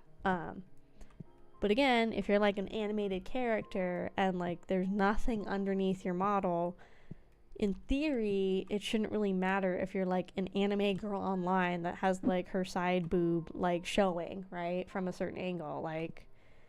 But IRL people, it's against the rules, and so because they haven't really found a way to make the rules like more balanced between IRL and like VTubing content, it's not allowed. But then there's also loopholes in that system, like if you go to like the pools and hot tubs, or even if you go to VR chat has more flexible rules than like live 2D VTuber models, which is very weird because there are VTubers that use like live 2D. Is this more expensive? Oh my god, why is the market price on this so freaking shitty, dude? That use like their models from VR chat as their normal 3D models. So just because they're using this VR chat program, if they have their side boob hanging out, that's okay. But if they aren't using it, then technically they're breaking Twitch TOS. So it's like, even within their rules, it's not really clear what's allowed and what's not fully, because there's no like flexibility in the rules, you know. It's like very, very weird. So it's just kind of one of those things of like, Twitch has to figure out eventually how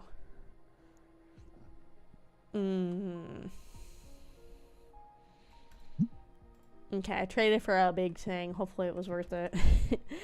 You know, Twitch has to find a way to like make it work, right? And again, it's hard because some people do, again, have models that could have a slip, like IRL, like a woman or like anybody could like be wearing a bathing suit and like stuff could slip and stuff could come out. And technically with VTubing, it's more of a toggle you turn to have that stuff revealed, but you could technically still slip up, right? So in like the past year, that's what a lot of VTubers have gotten banned for, is for technically considered like sexual content tags. But some people lately have also gotten like banned for stuff that they did, especially last year, to like push the limits. For like half a day, Twitch was gonna allow NSFW Art in the art tag, but explicitly like artistic nudity, not supposed to be like adult content. And because of a few bad apples, both VTuber and IRL, they took it away in like 2 days, you know, because a few bad apples like spoiled the fun for everybody. And that's usually why Twitch has these rules. And again, it's like the thing with YouTube. YouTube has really strict rules with streaming, like no adult content is technically allowed.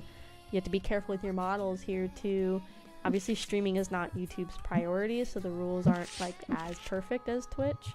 Not saying Twitch's rules are perfect, but they're not as like thought out as Twitch's rules. But YouTube has a lot of really big restrictions too. That's why a lot of VTubers, like if they want to stream certain content or act a certain way, go to other websites, because the other websites are more flexible, but those websites are also typically catering towards a more adult audience. So they are more flexible with what's allowed versus Twitch, which is technically still a 13 and up, platform, right? Like most social media is technically for 13 and up. So they have to be like, in a sense, quote unquote, family friendly in their TOS, because they also have now like sponsors and like big Amazon overhead. So they also have to apply with the rules of the people that like own them now. So some of it is really outside of Twitch's control because they are like not a private company anymore, so it kind of like varies in that sense too. Both platforms edition shows once this coming for those who invested. I mean, yeah, but again, as a company, like, what are you gonna do? Are you gonna like sink because you aren't like fulfilling the expectations and the requirements of your stakeholders? Or are you going to cater to your like clientele exclusively? Like in theory you should be able to like cater towards your clientele and stuff, and it should be fine. But again, you have stakeholders you have to report to. They're the ones who fund your paycheck, who keep your platform afloat and everything else, right? So a lot of times they don't have a choice but to go with what the stakeholders say. And like a good example is like Hololive is seeing that a lot now that they're not a private company anymore, and now that they're like a public company with stakeholders, they're having a lot of their clients leave, like clients aka their talents leave, because they don't necessarily agree with like a lot of the changes that are being put in place because they're stakeholders now. But Hololive as a company got so big, they know that now they have to have stakeholders to help continue funding and sponsoring their like staff and their clientele and like their needs and desires for the future, right? So they again have to kind of like conform to what their stakeholders want, but also have to try and make their staff happy. Not a benefit to being independent. Yeah, I mean, indie is nice because there's a lot more freedom in a lot of ways than being corporate.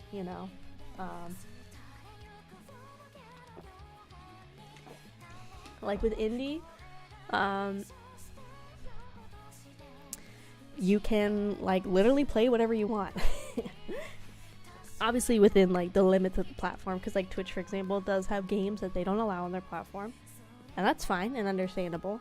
But in theory, as an indie, you get to play whatever you want. You can cover whatever song you want, you can talk about whatever you want, you can show whatever you want. Like as an indie, you have a lot more freedom in that house, right? But being indie has a lot more challenges. You're funding everything yourself, unless you get established enough that all of the money you make from your content can go into your content and you're still making a profit to have extra money left over. No company is like being the one pushing you, getting your name out there. You're the only one in charge of your merchandising if you want to do that. You're the only one in charge of doing meet and greets if you want to do that. You're the only one in charge of like planning all of your events that you have, all your projects, all of it is like yourself, right?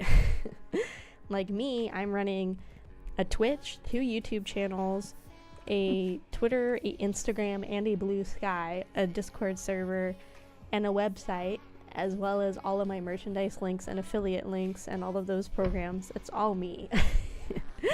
And like having to put out content constantly on your YouTube and stuff, like outside of just streaming, like that's all me, right?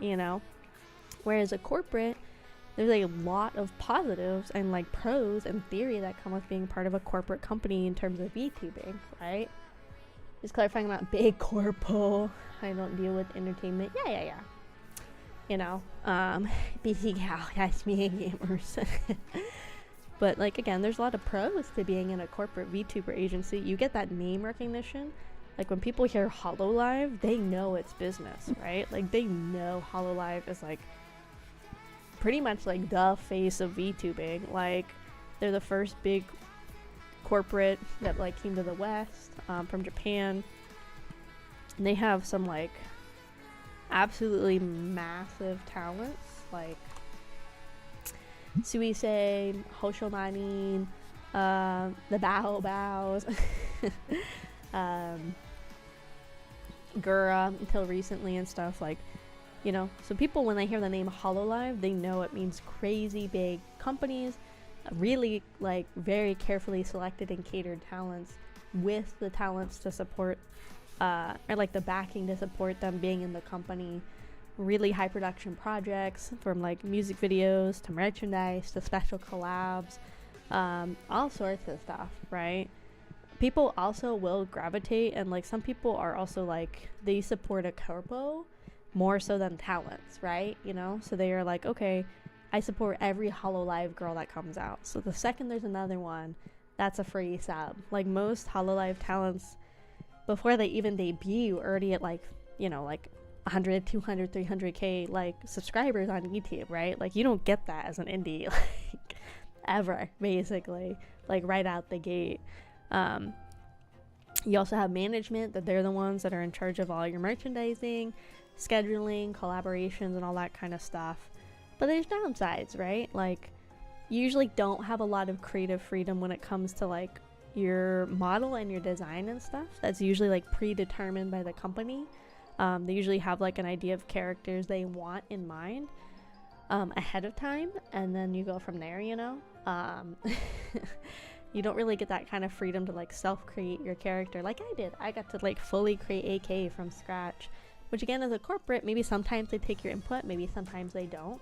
It's a lot more strategic and like marketed and stuff. Again, you have like restrictions that come with corporate too. They have licensing requirements for games and song covers and stuff, so you can't just like play whatever you want. Hold on, this person's like wants this like fucking crazy deal on this. Let me try 75. Let's see what they do. Poggers, dude. But yeah, you have to like abide by what the company is allowed to do legally. You're usually not allowed to talk about your personal life in the slightest. Like a good example is a certain mouse-like creature. People didn't know she was Cuban until, you know, after she left a certain company, because you can't even talk about like your ethnical background and stuff. Usually, like they want to keep it super hush-hush. You know, you can't like openly post about places you go, things you buy, like things like that, whereas in indie you can. And again, like you have to abide by the rules of your corporate, and if you break those rules, you get terminated, right? Like it just, that's like any job, really. The outside is meeting quotas, free to no breaks. It depends though, right? Like Hololive, I would say, is pretty flexible with breaks for their talents, because they have some girls that are like, they only, like Gura is a good example. Obviously she was like the biggest moneymaker, but there'd be like months she would go without streaming, like 4, 5, 6 months, like, and they seemed fine with it. Like I feel like Hololive and some of the other corporates are more willing to work with their talents if they need breaks, or need to like be less frequent with streaming. Technically, a lot of them do have a requirement of having to stream so many times a week. Like when I applied to a couple forever ago, a lot of them, the typical thing was 3 to 4 times a week was like the minimum they were looking for. But a lot of times there's talents that like if you talk with your company, you can get a hiatus and don't have to do that. Even Neji Sanji does, right? They've had like Petra Gurin's a good example. She hasn't like individually streamed in like 7-ish months because she's like on an official hiatus, and they can talk to her company and stuff. If you talk to them, they're willing to work with you. Usually your first year, they're a lot more strict because it is your first year and they like want to make sure you are worth the investment, right? Here's a daily tag joke. What do you call a wizard who's really bad at football? Fumbledore? Goodbye, master. It was nice seeing you. Hololive is like K-pop where everything is double standards. I mean, it depends. I wouldn't say it's just Hololive again. Oh, it's a good song. I like this one.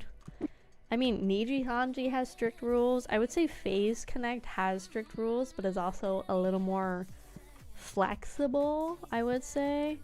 Fuck, I gotta pay $500. Fuck. I cannot buy any more stock. There's no way we're gonna make $500 of sales with what I have in the store. Okay, we're gonna have to gamble a little. I have to buy stuff. I don't have any inventory right now, guys. Okay, we're gonna buy one of these. Is this enough to buy all of this? It's not. Okay, hold on.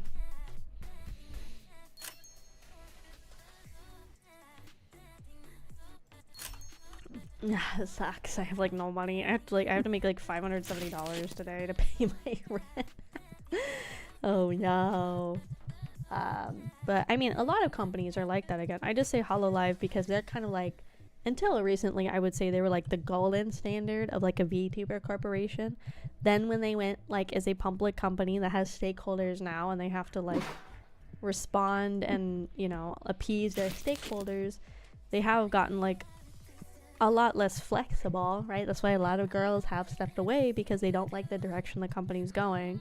And that's a risk that these companies also take when they go public versus being private. But you can have a lot more like financial stability as a company by being a public company and having the general populace be able to help fund your company and your like clientele and stuff, right? And your staff. So it's like a give and take with the companies as well, if it's a smart decision or not. But sometimes it's better to be a public company because you'll have like a lot more backing. But if you do something that the people backing you don't like, you also have that double-edged sword of them pulling away their financial support, right? So, but at the same time, sometimes there's only so much a company the size of Hololive can do as a private company versus a big, large corporation that is public, you know. Unless a company can profit, then no. Narissa's brother, yeah. But like, again, here's the thing, right? Nothing against Narissa or her family, because her sister did the same thing. We talked about this before. If these people were not related to already massive talents in a company like Hololive, would they be getting the amount of support they have outside of, like, without that connection? Maybe they would grow really well, and like they don't necessarily need like that help of having a big name backing them. But by having a big name from a company that is like associated with you, you know, you're going to get a lot bigger of a jump start than somebody that's not Narissa's brother or sister or anything. So, like, her sister I know also debuted, and she like got a massive skyrocket of support. I'm sure her brother's gonna get the same thing and whatever. But you know, again, it's like, no, I guess she like actually debuted, but I know her sister definitely like is debuted and stuff. Right? But her sister, like, I'm not saying her sister's not funny or doesn't deserve it, but if she was not Narissa's sister, you know, like, there's a really small chance that she would have skyrocketed as high as she did, unless she has some kind of like skill set or talent that she could like market really heavily to like get people invested in her content, you know. What's pricey? What the fuck is pricey? Fine. God, Jesus Christ, people. It shouldn't ain't that pricey. Oh my god, these people are babies. What? No, get out. Scat. I had to make $570 today. Jesus. I need to pay this rent and stuff a lot sooner, huh? Yeah, I got you. Okay, good. I'm gonna stay indie, that way I'll be able to learn if I'm making. I mean, it's like, I think everybody has to start off indie. I don't think there's anybody that has worked for these corporations that did not have any type of streaming content, because that is such an insanely large risk of a company to pick somebody that has no experience streaming, no proof of background or concept, like none of it, because these models aren't cheap. Especially from like a corporation perspective.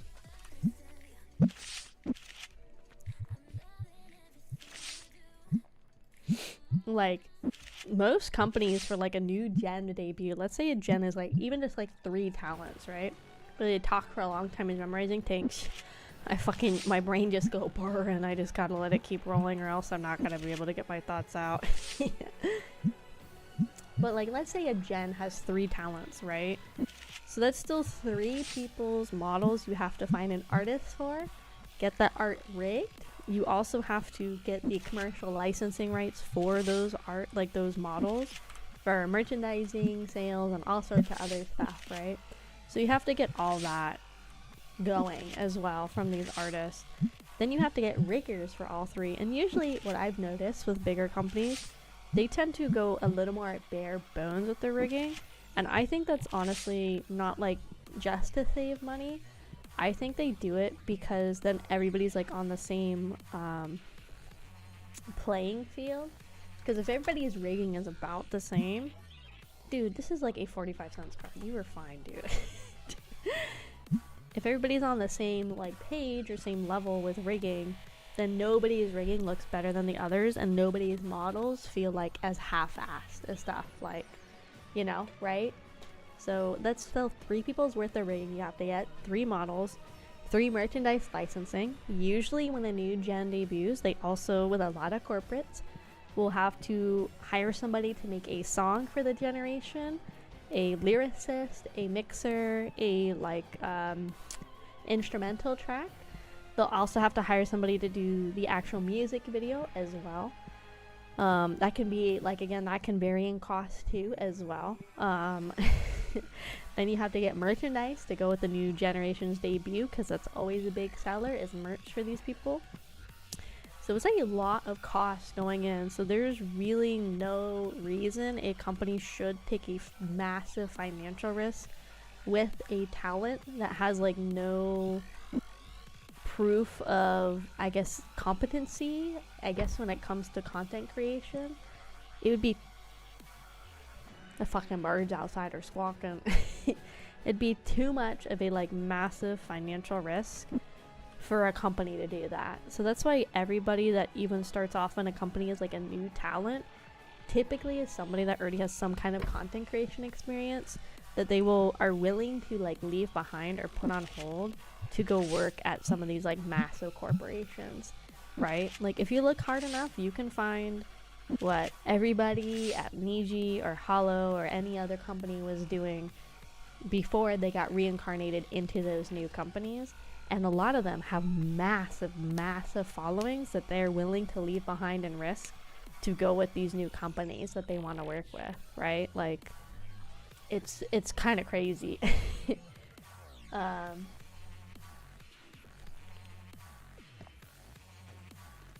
Weren't they like you just need to have singing as a talent, idol, or just gaming? Well, I mean, sure, you can have somebody that's like a good singer, right? But like they can sing well, but what if they like aren't entertaining, you know? Like if I could be fucking Lizzo worth of singing, or I don't know, Adele, right? But like a lot of these companies want you to do more than just singing. They want you to make other type of content, like streaming or shorts or edited videos. But like, what if you're just not an interesting streamer? Like, what if I was not entertaining? Like, I'm probably not. Like, what if I wasn't, right? I don't know why Lizzo came into my mind. I have no clue. But like, okay, this song's a little too fucking much for what's going on right now. Okay, we're done with this one. But like, you know, like I could be like Adele worth of singing. I could have an amazing voice. I could try to put out like a music video like every month, every other month. It could get like millions of views and all sorts of stuff. But then if that's all I'm doing is just music, like that's really a waste on the company's part to hire me just to do one extremely small facet, everything, you know, of content creation. Like all I'm doing is sitting and singing. They want you to do more. If you're not entertaining, like it doesn't matter if you're like fucking Picasso of art either. Like if you don't like stream your art, if you're not like interesting when you talk about your art while you're streaming, nobody's gonna sit and watch. So, I mean, you'll get some people, but not the level that like companies are like hoping for, if that makes sense. Also, hi Tabby. Hold on, all my mods are asleep. A bunch of fucking stinkers, dude. What the fuck? I come back and not a single fucking mod wants to do their fucking job. What the fuck? I mean, and like you can be a good gamer, and people will definitely tune in for people that are good gamers. But if you're not like engaging while you're gaming, if you're just sitting like hunched over your table with like this beautiful VTuber model, To be fair, it's like, I know, Tabby, but don't be on their side.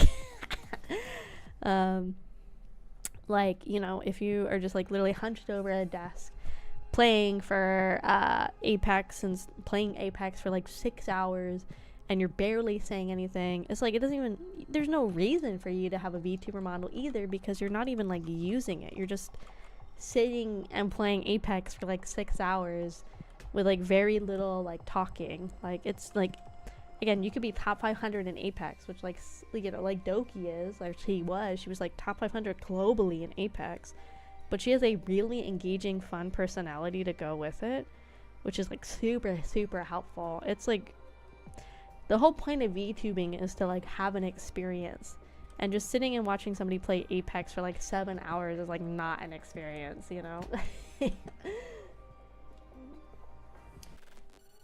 You seem to me like a person who's also a VTuber. I was supposed to saying boring. Oh, thanks, guys.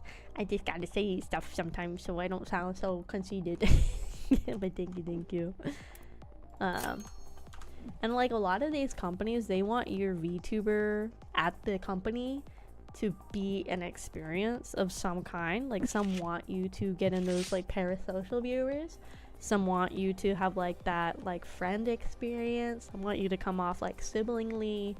Some like more romantic and scandalous. You know, like, you need to be entertaining for these companies to even consider taking you on. You don't pay your mods. Yeah, I don't. But like, what the fuck? They should be here and support me without a paycheck. It'd be nice if I could ever get to the point where I could pay my mods, even if it was something small, like $50 a week, right? That would be kind of nice. He's lonesome. I'll open him. What's in this little pack? Oh, 2 hollow cards. That was nice. I am lonesome. I help them out. Oh, these guys are lonesome. We'll open these guys. These guys look lonely. Nice. We haven't really got any big hitter cards. We've gotten some full art cards though that are really cool. I keep talking about it. I wish they would add like a cardpedia, so you could like see every card that you have and like what, maybe not what the cards look like, but how many is left per set. That'd be really nice. The point of a VTuber is to be your other self that you were able to do. I mean, yeah. The experience is OSHA violations and unpaid physical labor. Yippee! What a fun experience, gamers. We're closed. Get out of your stinker tin. No stinker tins allowed. Deck box. Hi, welcome in. Hello, sir. 1 deck box. 572. Hello, stinker tin number 2. 1 singular card. $8. Oh my god, sorry. sorry. My bad. Sorry, I had soda. Oh, sorry.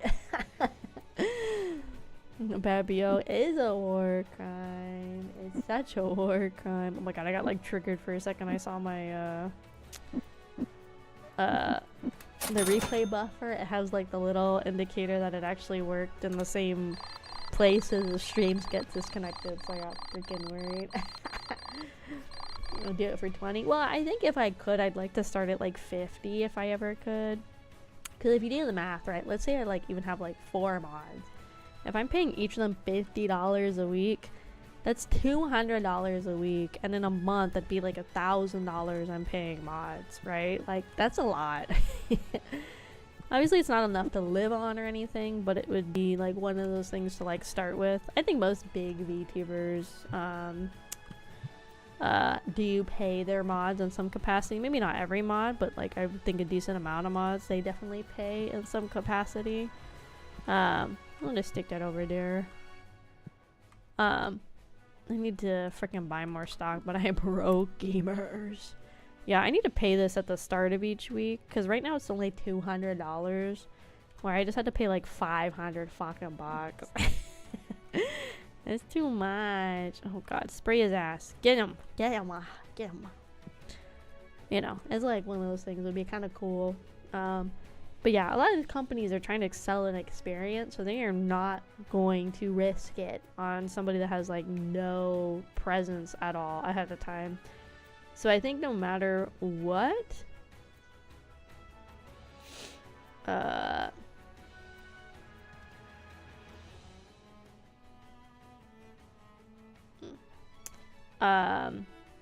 my brain. Did I apply for mod? I open mod apps every now and then. I might open them maybe like later this year again. I'm kind of waiting to see how my schedule is gonna change at work, because I already had mod apps a few months ago specifically for these late night streams. That's why I'm extra mad. We're gonna fuck with my mods. Because of my work schedule and everything. So, what the fuck, Shannon? What the fuck? So hey, welcome. So yeah, I already had mod apps not too long ago, specifically to help with these like late night streams, especially.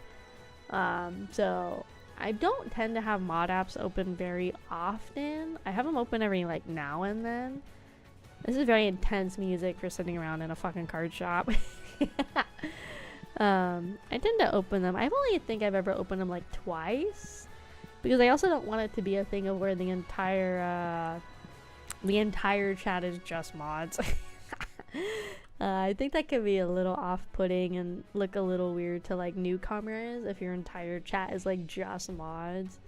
I mean, it means your mods are like loyal and dedicated, I guess, but like if people come in and there's like 5 people talking or being like active chatters, and every single one of them has like the little fucking green sword on Twitch, you know, I think it could look kind of scary. Hi Jeannie, welcome in. Hello from Canada. Welcome. Welcome from the land of maple syrup and toonies and loonies and Tim Hortons. Welcome in. See, I know about Canada, guys. I've been there once or twice. I know about Canada. Welcome in. Hello. No. Maybe open them up for the Kraufish Art dip. Yeah, like I said, I'm probably going to open them again in the future. I mean, sometimes, to be honest, I go into card shops and they have weird fucking music playing on their speakers. So not like the weirdest thing. I think that rock music's good in Nikkei, but it's definitely not like my vibe normally. So I might come in here and skip this song, honestly. This is cute. Yay! Cute. Get little music. Time here is 4:09 a.m. Haven't slept yet. Oh god. Actually, it's 1 a.m. for me. Yippee! Late night streamies. Yippee happy. Welcome in. Hopefully you get some sleep soon. I know it can suck not being able to fall asleep. They just think the owner is a tired rock star? Yeah, but if I owned a card shop, I'd be playing weeb shit 24/7. I'd be playing so much fucking Hit Mike and Idolish 7 if I was a fucking card shop owner. And good anime music, not the fucking shisha, none of that shit. We play good anime music in my shop. Let's see, put that there. Oh my god, stop buying the cards faster than I can stock them, please. Please. I wonder if I can get like a worker to like stock the cards. I wonder if that's like a thing I can do. Okay, so next goal. What's our next roadmap? Oh, I understand. Never mind. Okay, this is not me as a roadmap. This is for the, oh god, the guy in the background's like losing his mind. This is for the game devs. That's the roadmap. What part of Canada in? Name one territory. Let's see. Well, I know your provinces. I know most of them, I feel like. There's like the Newfoundlands, or Newfoundland, or Newfoundlands. There is, obviously British Columbia. There is obviously Quebec. There is also, oh god, they're like escaping my brain. Trying to think. I used to know more of them, but those are the main ones I can think of right now. Is British Columbia, Quebec, the Newfoundlands. Oh my god, what's next to Newfoundlands? That would start with a G. I can't remember right now. But I know more than I would say your average American knows. which I think is pretty helpful. Vancouver is not a province. Vancouver is a city in British Columbia. Provinces are kind of like, for like Americans, provinces are basically kind of like Canadians' version of states.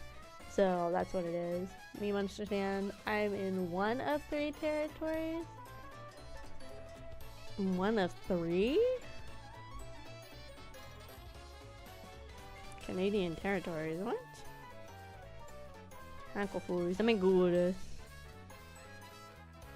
Oh, I see what you mean. Sorry. Okay. I see. Seeing it on a map makes more sense. I always forget there's territories. There's the Yukon, the Northwest, and the... Oh my god, this one I always butcher. The Nunavut territories. I kind of always forget they call those ones territories and not provinces. It's kind of interesting. It's 4 p.m. so your stream technically starts at 2. What, gamer? I know one. You stinky. Get out. Oh my god, I have like no stock. I need to make money. I don't have any stock. What do I don't have anything. Oh god, I'm so broke, gamers. Add that to my car. Add that to my cart. Fuck, dude. I don't even have enough. Oh wait, hold on. Okay, let me make a little more money. That means Ireland. Oh, okay. Toronto gang. Toronto gang. Are you muscle or exotic / hypercar of a person? I don't really know anything about cars. I would say I don't really like sports cars. I think sports cars are kind of stupid. I don't know. I don't really know anything about cars. I don't have like a really strong opinion on cars. I think if I like a car, I like a car. You know, I don't know. I don't really have a strong opinion on vehicles, to be quite honest. I don't know. I don't really know a lot about cars. If I like a car, I like a car. I'm not like really loyal to like any brand or any like company that makes cars or any like make or model or anything. I'm not like really like super like dedicated to any of them, so I don't think that helps either. Like my family has owned like I don't know, like I'm trying to think of different car brands we had growing up. We had Mitsubishi, we had Ford, we had like Volvo, Honda, Subaru. I think Mama Kraus maybe had like, no, maybe Papa Kraus had like a Cadillac or like a Cadillac offshoot or something like that, like a rundown one when he was younger, like a used one. Yeah, whatever brand we like is kind of what we do. Sort of thing. What's a car? A car is like a vehicle, like a automobile. Like Volkswagen, Ford, Toyota, Mitsubishi, Subaru, like an automobile. Yeah, I don't know. Like I said, I just really am not like a big car person. I drive one. Like I've never really had a lot of interest in cars, to be honest. I have to even look up what kind of car you're talking about. A Dodge Viper?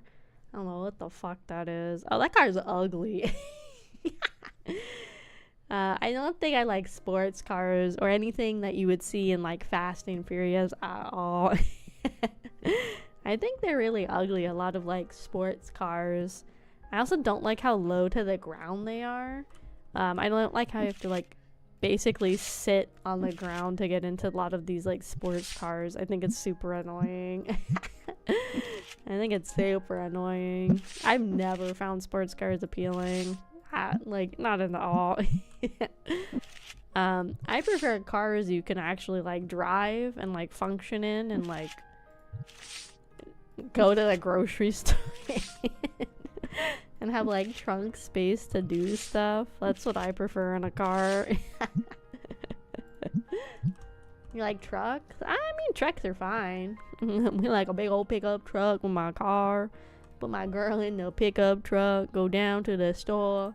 Get some whiskey. Ride in the hay barrel and stuff. You know, good American things. I think trucks are fine. I don't think I'd ever see me owning a truck, but I think they're okay. I mean, they have a purpose. Like, you can go do stuff with them. Like, you can go, I don't know, pick up some wood to build you a shed on your property for your dog and stuff. Like, I don't know what accent I'm going for. But I feel like trucks have a good purpose. Like, you could actually go do stuff with a truck, I feel like. It costs all my money. I'm gonna be fucking broke again. That's why I like trucks. Like, I like cars you can actually, like, do, like, everyday functioning things with. I hurt my gut. Sorry. And I'm really not into cars. I think they're fine. There is a VTuber that's really big into racing and, like, race cars. If you, like, are interested in that kind of content. It's, Kiri. Oh my god. Kiri. She's a giraffe. She's from Brave Group. The Europe branch. Let me see if I can find her name.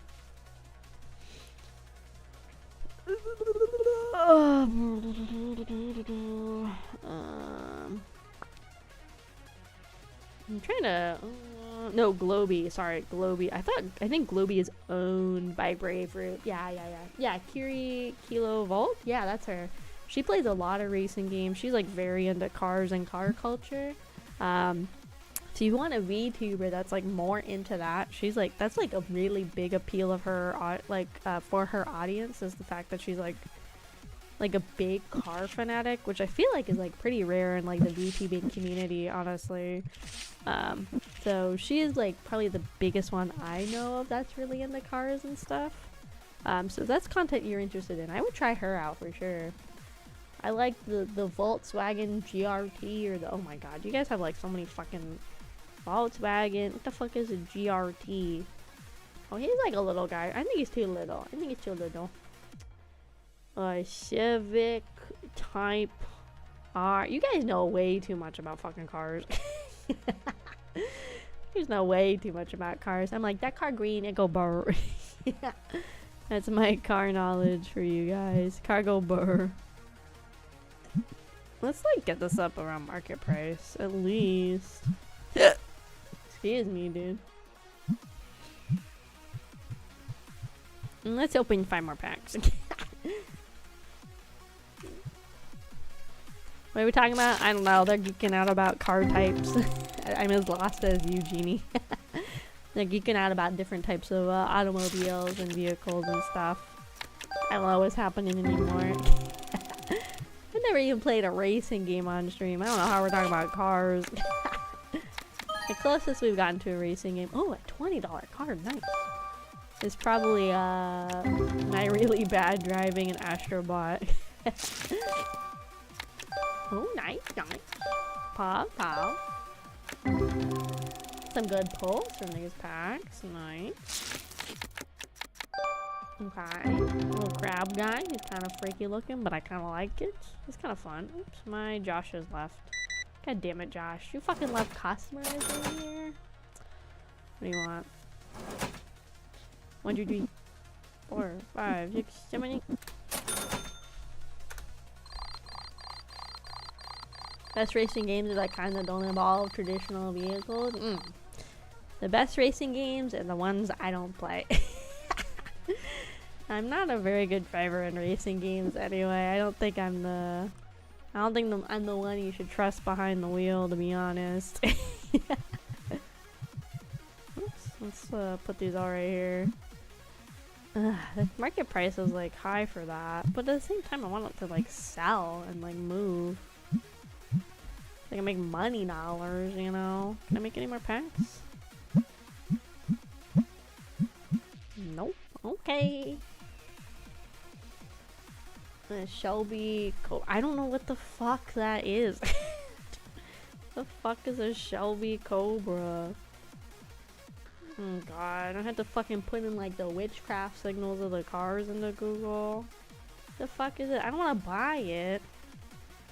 I don't like that either. That's still, it looks like a fucking, like, what the fuck is his name? Fucking, speed racer looking car.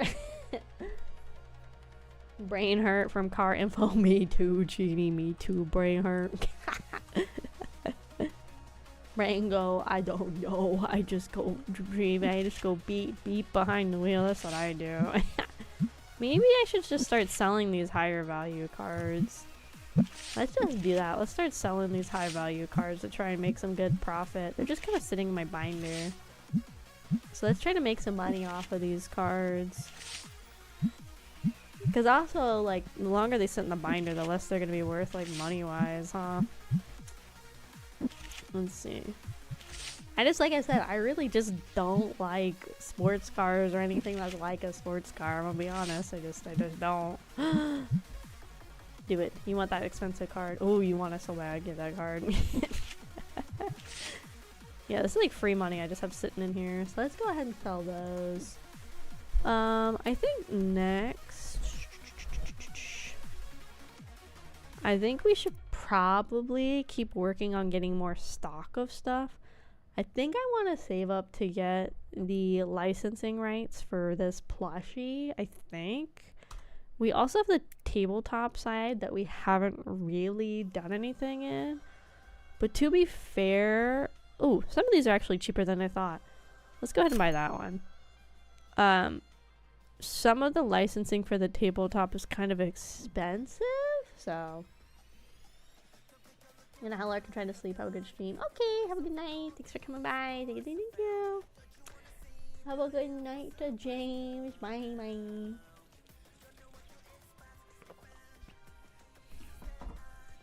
Oh, this one's good. I like this one too.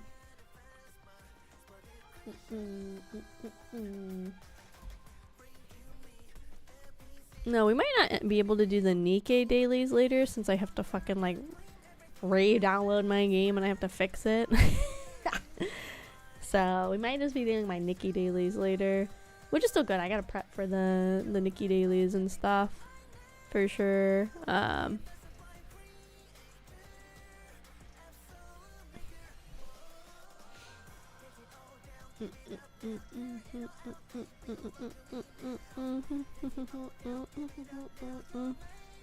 like the song. It's bop, dude. I don't want your stinky card. Let me go ahead and buy some tabletop stuff. Let's buy some of this. A $5 delivery fee. What the fuck? We only got 2 games in it too. Let's start expanding our store inventory. How much do I charge for these? These aren't that expensive. They were like $36. That's not that bad.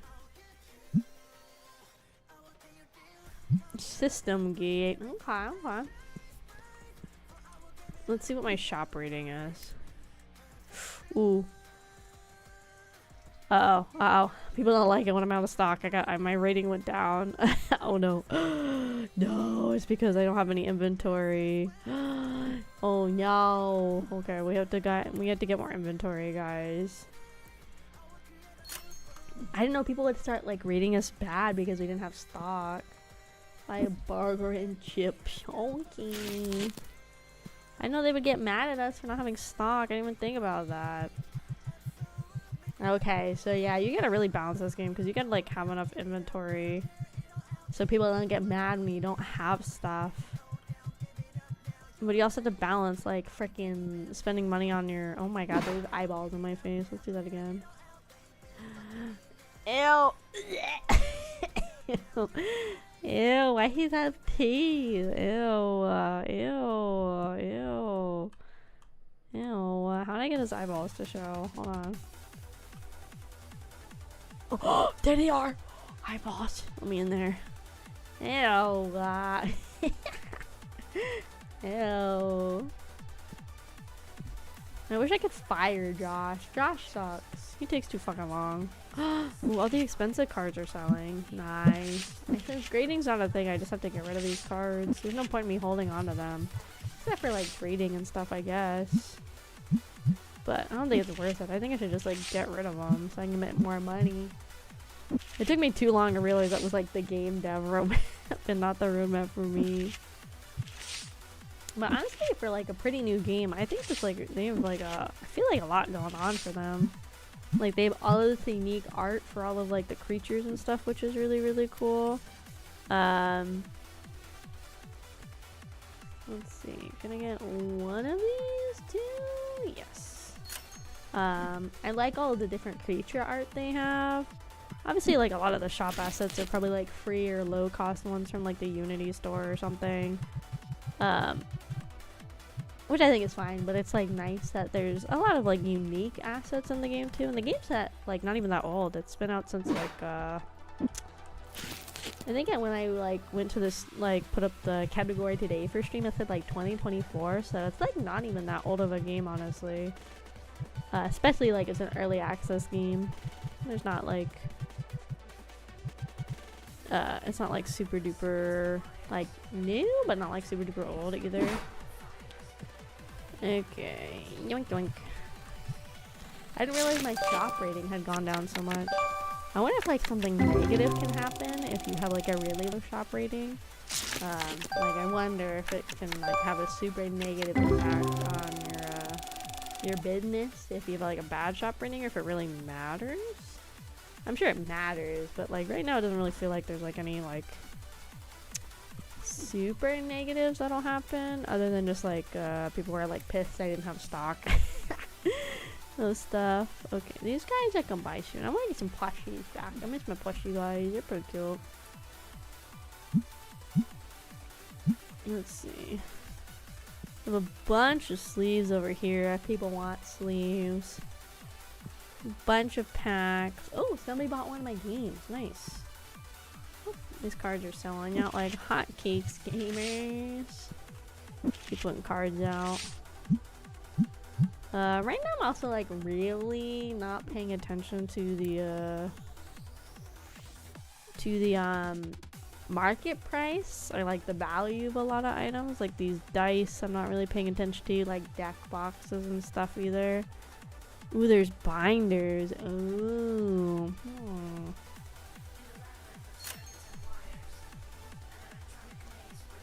Ooh, you can buy like the double deck boxes. You can get binders and stuff. Ooh, okay. Shop level 72 is crazy. Holy cow, we're only at 13. And so how many different sets of cards do we still have? We have legendary, and then there's like starter decks for playing the game you can also get. Destiny. Rare Destiny, Epic Destiny, Legendary, and then those like play decks too. Like to subscribe friend stream. Thank you, Dee Dee. Thank you. Yeah, I keep my streams I feel like pretty low key for the most part too. Like we'll do a lot of yapping, obviously. I think it's kind of fun. I think it's nice like yapping away and just having a fun time. Nothing like too crazy going on, but I think it's nice, especially because like twice a week I have to have my streams pretty late at night simply because of my work schedule IRL. So it does mean that my Monday and Tuesday streams are a lot more down to earth than anything else, so which is really nice. Did you guys also see that the Rent-A-Girlfriend people are they're kind of fucking pissed? The Rent-A-Girlfriend fandom is not very daijobu right now. It's kind of funny. Obviously I'm not like a big Rent-A-Girlfriend fan. I watched the first season. I thought it was like okay. I didn't really understand the hype behind it or anything, but most harem anime I don't really get. Good night, it's 3:30 a.m. for me. I'm a stream. Okay, have a good night, Emmanuel. Thanks for stopping by. Have a good EPs. I guess I don't know if it's the finale or like one of the last chapters of Rent-A-Girlfriend, like the scanlations came out. And if you're into Rent-A-Girlfriend, I guess like spoilers ahead. What's her name? Chihiro, whatever her fucking name is, the main girl. She ends up turning him down when he tries to propose to her. I'm laughing because I think it's funny as fuck, because this dude fell in love with a girl that like clearly was not in the right headspace or like desire to be in a committed relationship, and so fans are like, oh god, he got fucking cucked for real. Swear to anyone again, but I'm still awake. Yippee! The anime was kind of weird. I just thought it was kind of whatever. I think, there's like so many harem anime out there that like are not entertaining. Most of them are really bland. The girls are bland. The main dude is bland, but like the MC has to be like generic because he has to like be basically like a blank slate for like the viewer to like impress themselves onto, if that makes sense. 1, 2, 3, 4, 5. But it just makes it like very, very like boring to watch so many harems. I think the concept of Rent-A-Girlfriend was like interesting, you know, like I think it could have been like a fun show. I don't think it was. I think it was pretty whatever, honestly. But yeah, I guess something in the manga, he helped like fund her going to school and doing some movie and all sorts of other stuff or whatever. But I also think it's like a good message of like, you know, like people don't owe you anything even if you spend a lot of time and money in them, which is like kind of a negative message, but I still think it's a good one to put out there, because like you also don't owe anything to those people that choose to help you in that way. Like, yes, in theory, like, you know, you should like be thankful to them and help like show your appreciation in some way, shape, or form, but there's like nothing saying he had to do all that stuff for her. I'm sure she really appreciated it, but like nothing said he had to spend all that money on her, help her do this, that, and the other thing, you know? So it's just kind of funny to me. That's interesting, the yellow boxes are worth so little. I guess they must just not sell, huh? Let's see.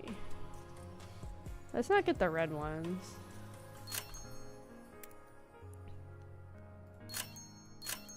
I just gotta deal with my rent later. So yeah, it's just kind of funny. Like, he ended up like getting rejected and everything, and everybody online's like, oh my god, this is crazy, like, you know, this is why you should never do anything for anybody. And it's like, well, you know, yeah, you can have that mentality, but she also shouldn't feel trapped by like feeling obligated to like repay him. Like, that should not be how their relationship goes, because that's also a super negative way to build a relationship, is if she feels like she's trapped in that relationship by being inclined to repay him for stuff. You know, I think that's like super negative relationship to be stuck in.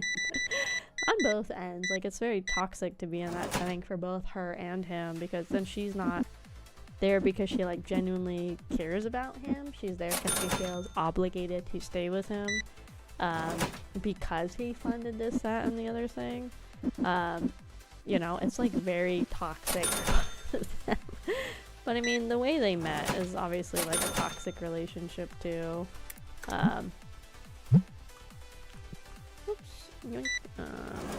Like, they obviously did not meet in a setting of being in a healthy relationship, like, at all to begin with, but definitely was not a healthy relationship. Definitely was super toxic for sure. Plus, also, she wasn't even the best girl on the show. I like the pink one. I like pink, and that's why I like the pink one. I'll let them in a second. I like the pink girl because she was shy and cute and pink. I liked her because she's pink. Okay, we got some business. We got some Stockholms. Now they can't get mad. They have stock. Anything else I want to buy? I feel it's kind of stupid to keep expanding the store right now because it's just going to keep raising my rent. The binder would be kind of cool. It's $1,000 though. These are really cool. There's like a mystery license. Maybe there's like more stuff eventually.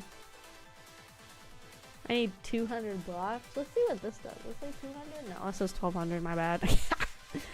My bad. This is $1,200. Oh, these aren't organized by level either, because there's this one that's like 28 down here. which should technically be up like here. Okay. But yeah, I don't know. Let's see when I see him up for. Where's Josh? Josh, get your ass in here. Get to work. And not being that kind of scenario. Well, like, the thing is, they both put themselves in that scenario because he was, like, not in a great headspace because he had just got out of, like, a relationship. Like, he got dumped. So he was like, well, I want to feel something, which is fine and valid. So he decided to, like, rent her through the app or whatever, which is, like, a legitimate real service in Japan. To, like, rent not just girlfriends, but, like, boyfriends, dogs, like whole ass families. Like, it's all like a real thing in Japan.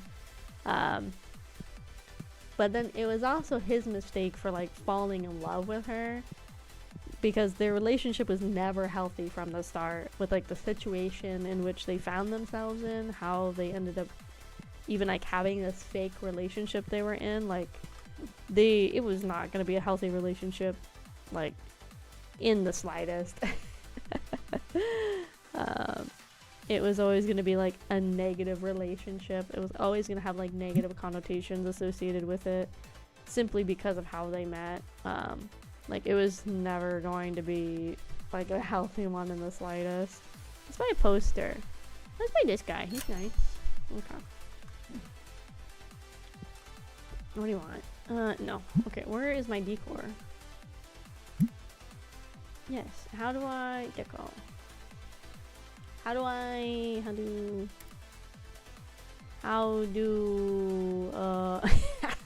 put the poster up?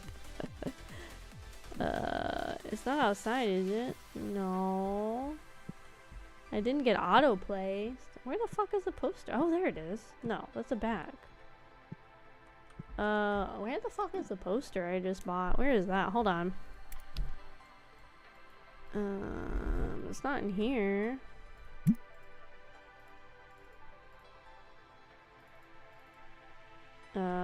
Where the fuck is it? Do I have to buy it? No, there's no way, right? There's no way I have to buy it, right? This is a figure. I don't think it'd be an accessories, would it? That's play mats. I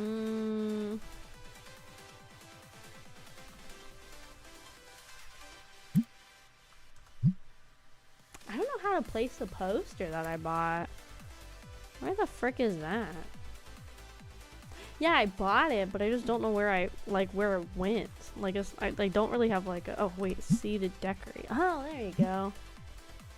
Place. Let's put him somewhere nice. Maybe not like that. How do I flip? Yeah, let's put it right there. Oh. That's what I meant by flip. I put it backwards. That's not what I meant. There you go. He's better now. Look at my cute little poster. Nice. Decorations. So cheap. Okay, I'll allow that.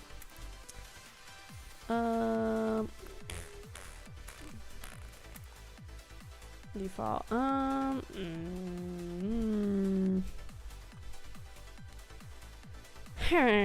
What do I want to get next for my shop?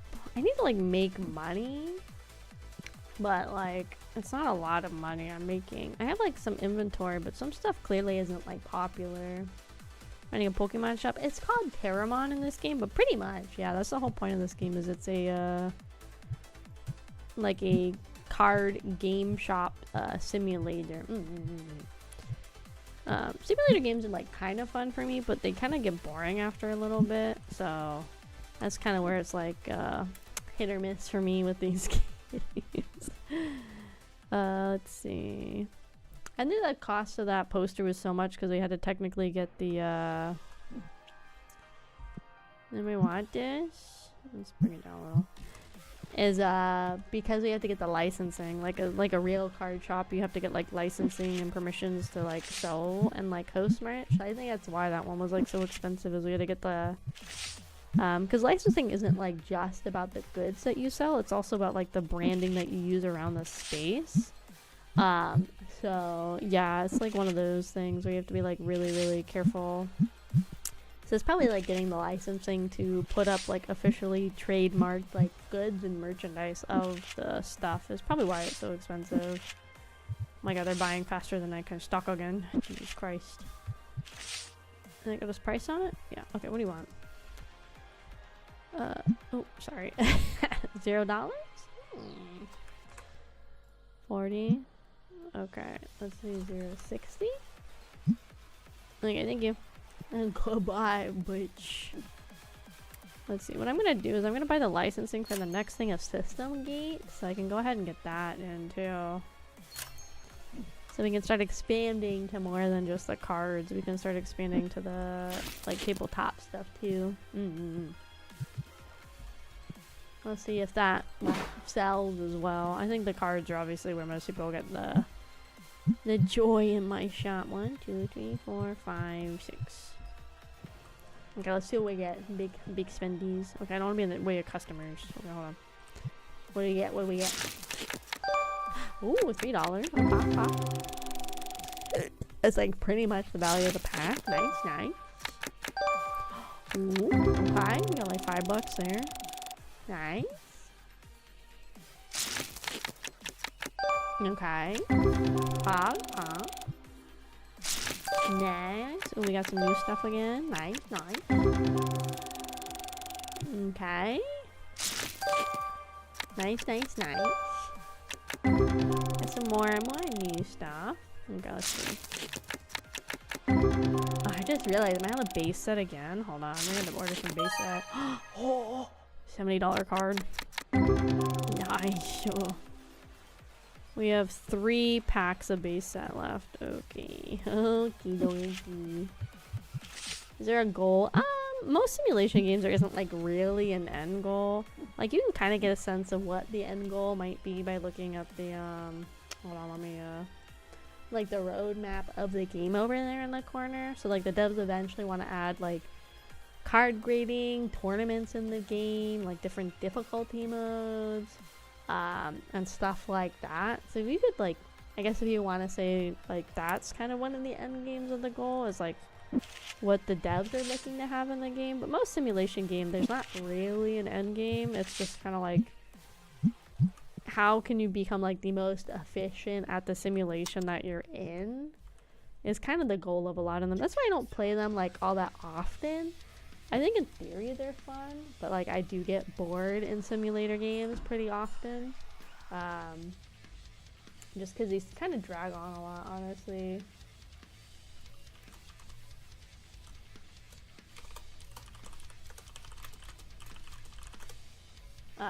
So yeah, they're not like necessarily a goal. I mean, the goal I guess would be to have like a really nice shop where you're making like a shit ton of money, have like all of the products unlocked, have like the shop fully expanded and the shop next door. You know, like I guess in theory that would be kind of like your goal, is to get the shop as like self-sustaining as possible. But yeah, there's not, oh god, I need like $4 more. It's not like necessarily like a set end goal, you know, just to try and learn and apply. I mean, I guess I don't really know with a lot of these simulation games like how much of this is like really applicable to like real life. I mean, I guess you can learn a little bit, like, because you can be like, okay, so okay, we're not doing a stream on the new playlist. Get this out of here. Obviously you're like kind of learning about like market trends, having to pay attention like what the supply and demand of customers is, and that kind of stuff. So I guess in theory, like you're learning like some kind of goals. I'm on together. But like I wouldn't say they're like 100% like applicable to like real life, you know? Because like simulation games are never like 100% accurate to real life. Most of them, people have like a general understanding of like whatever it is that they're like simulating. Like what it's like actually life, like if it's like a career field, like there's like that tractor simulator game that's really popular. I don't necessarily know if the dev, can I help you? Fucking, I can't even fucking see my fucking binder. Get out of here. Like, I don't know if the devs necessarily have like drove a tractor before, you know, kind of thing. It's kind of hard to see if it's like kind of like real life or not, or like accurate, you know. And also, hi Nat, welcome in Nat, welcome. So it kind of is like one of those things. It's kind of like if there was like a surgeon simulator. Like, I don't know if necessarily if you played the surgeon simulator game, you'd be able to like go and perform surgery. Like,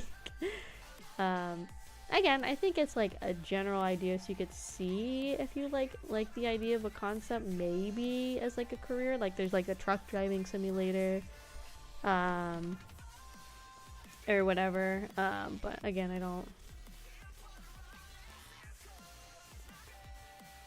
don't know if it's like necessarily would say you're gonna like learn everything you need to know about like owning a business or a card shop from TCG Sim. Again, I think simulator games are like fun in theory. I do get kind of like, I don't want to say burnt out, but I get kind of like bored with a lot of them, because again, there's like the appeal is like you want to get your stuff as like optimized as like possible, but then you're like, I am right now, like you kind of end up getting to the point where you're just like standing around a lot too, because you're gonna get like staff and workers to help make it a lot more streamlined and a lot more efficient. Even though Josh fucking sucks, he sucks. But when you do that, it's kind of like there's less for you to do. Like, we played this game once on stream. Ooh, $10, nice. That a viewer had bought me, called like, I think it was like Cozy Cat Cafe or something like that. And it's like a really cute game. It's really cozy. It's like the name implies, you run a cafe with like cats, like, you know, like a cat cafe. But the issue was, it was like super early on that you got like a staff member that could just like do everything. So then I was just standing around because there was really no point in me doing anything, because they could like make the drinks, send them out, and like help the customers check out. So at that point there was like nothing for me to do in the game, which is like 9, 6, 7, 8, which is where it gets really dull for me with simulation games. If it's like super early on, you can get the game hyper optimized. So then there's like no point in me playing, right? And like literally just sitting there, kind of like we're doing right now, because Josh is like running the shop. Like, I kind of wish some of these sim games would make it so there's still like a reason for you to stay engaged. Because again, once it gets so automated, there's like nothing for you to do. Ooh, $16, nice. Like, as a player, you're just kind of like standing around. Like, there's not a lot you can do, because you're just hanging around waiting for something to happen. That's why I'm opening so many packs, because we're like hoping to get a nice pack and a nice card, like one of the high value cards, right? Because again, there's like nothing for me to do. Josh is helping the customers, so I just sit in my corner and like open my cards and everything. Like, there's like nothing for me to necessarily do. Holy fucking cannoli. Thank you. Like, the only time I'm really like running the shop right now. Sorry, I think the music's kind of peaking at times. Probably because we're on like the fucking EDM shit. We're good. There's so much more EDM in the Nikkei playlist than I realized. Are these like super under market? No, they're really not. Okay. Yeah, it's just like they get kind of just get kind of like dull after a while. Like, I don't think this is a game we're gonna come back to like all of the time. I do think it's fun, and I think it's like a good game to like just sit and play while we yap. Like, clearly, it's definitely super easy to come and yap with this game. I'll pay the rent off right now, even though I don't want to. Let's see. I don't have any more money. I don't have no more money. I cannot buy more stockies. I have no more money. I'll start opening. Nice. So yeah, just like, you know, like it kind of dull. I think they're fun to come back to. Maybe this is something we come back to every now and then, or like when they do a big update to the game in the future, maybe we'll come back to it. But otherwise, you know, it's kind of like, yeah, you know, there's not much going on with the game that's like gonna keep me like wanting to come back like every week to play, you know. Next time there's like a major update though, I might be like interested to come back and like play it and everything. But yeah, I don't know, it doesn't, like, for me right now, it's not something like I feel like playing more than like 2 or 3 times for a whole dedicated stream. But I wanted the first stream back to be super duper like chill, you know, nothing like crazy, especially for like the first stream back after a week, and then after being at work like for like the last 3 days, you know. Okay, Josh, work faster. You suck, Josh.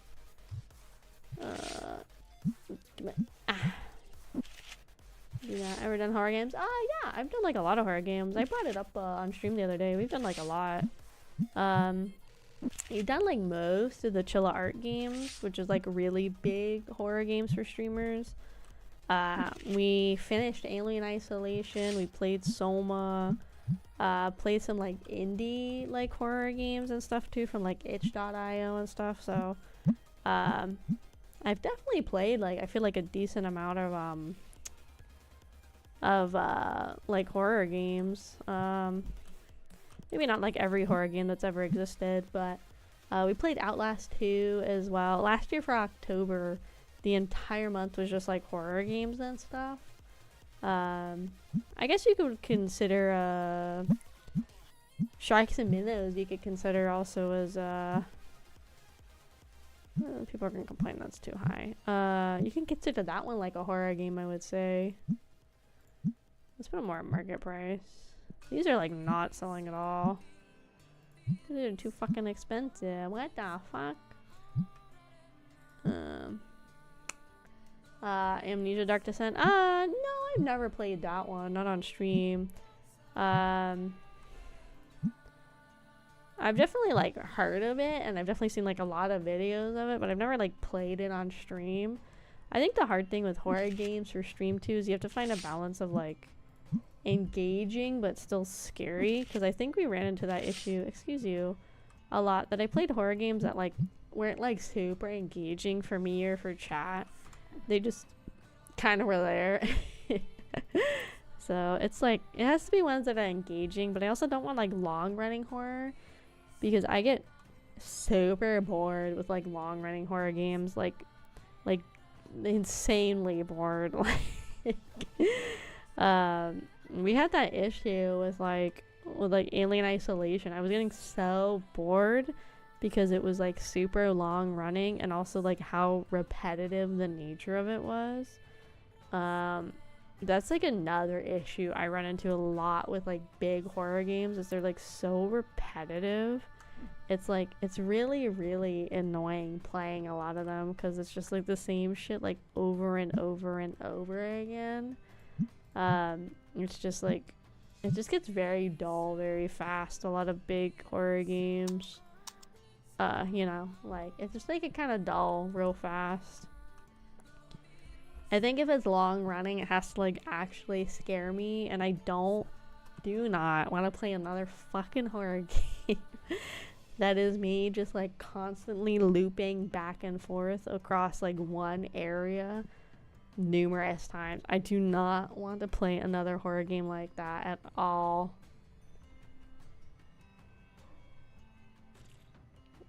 In a true horror scenario, you just yawn at one trying to hunt you down as you lose your interest.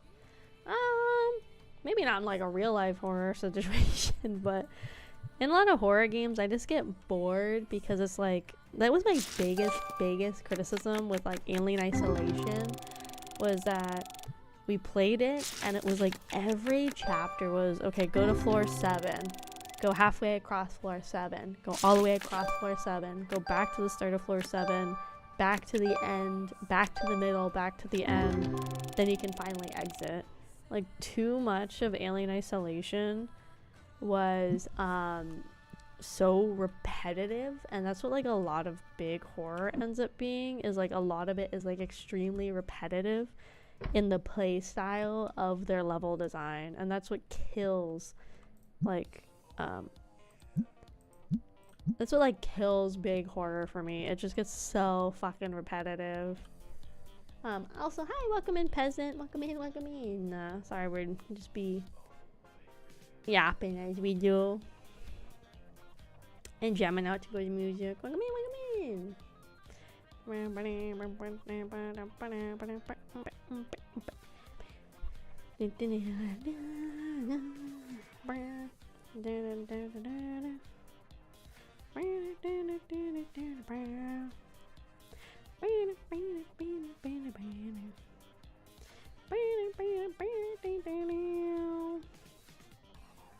Oh my god, there's so many big fucking people on this thing. I got all announced tomorrow. Holy cow, dude.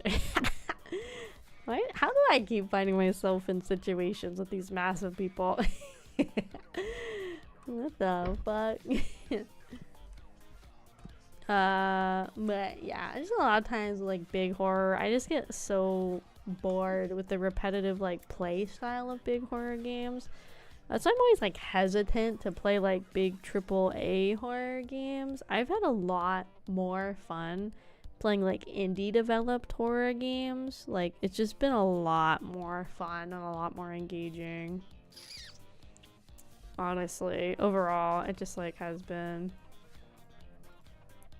No, actually, hold on. Let's not get two of the piggy. Hold. Let's get one of this guy. Can I get one of the pig? I cannot. Okay. Let's get rid of that one.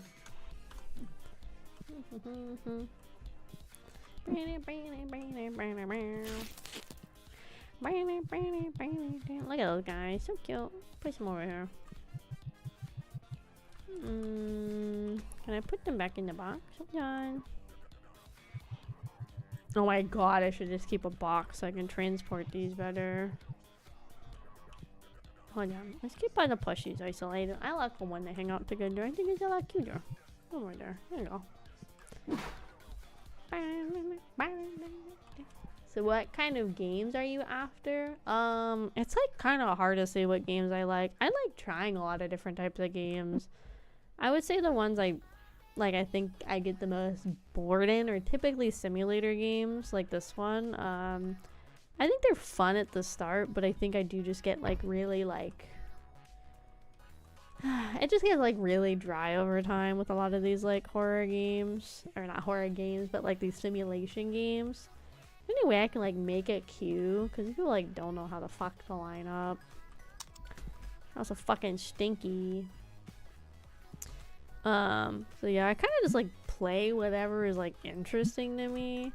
I really am not looking to like, I think, buy any new games right now or anytime soon, just because I have like so much of a backlog already to get through. I don't think I'm looking to like buy any more anyway. I know I should have boxed away. I should have kept the fucking box. Like, I have such a backlog to get through.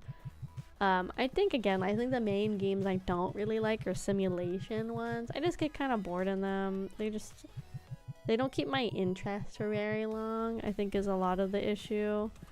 I don't know. Games like Civilization and stuff, like, don't really keep my interest either. Like town building or management games don't really keep my interest. I get really bored in those games. Like, I guess like Animal Crossing like games like that, I just get super bored in those super fast. Because I don't really want to sit there and like have to organize my town for like 5, 6, 7 hours. Like, I don't really want to do that. I want to like get into the sauce of the game real fast, not like be stuck like freaking fixing a whole town for like 20, 40, 60 hours. I don't know, like, again, if there's a game I don't like, I'll just stop playing it. Like, I don't think there's anything wrong with like just stopping games because you don't like them. That's like usually what I do. Like if a game's like boring me, I'll just stop playing it, or if a game's like frustrating me, I'll just stop playing it. But yeah, I don't know. I mean, I guess in theory, a good gauge of what I like would be like going and looking at past like streams. I feel like I keep it pretty organized, honestly, on the YouTube. I have like playlists of like all of the games that have like multiple parts and stuff. So I guess like a general gauge of like what games hold my interest and what games I like to play is probably in there. Would you sell it to me for $35? Would you sell it to me for $38? Would you sell it to me for $40? Hell yeah. You can always try playing games. I think at the hardest difficulty, actually this annoys me a lot. We did that in BioShock. We were playing on the hardest difficulty in BioShock for a long time, and I just kept getting so frustrated. Like, I don't think the difficulty is really gonna help at all. I think it honestly just like pisses me off more. Which, like, I think it can be kind of entertaining for you guys for a little bit, but I think after a while, like, I don't think it's very fun watching somebody just be like pissed off at a game for like 4 hours.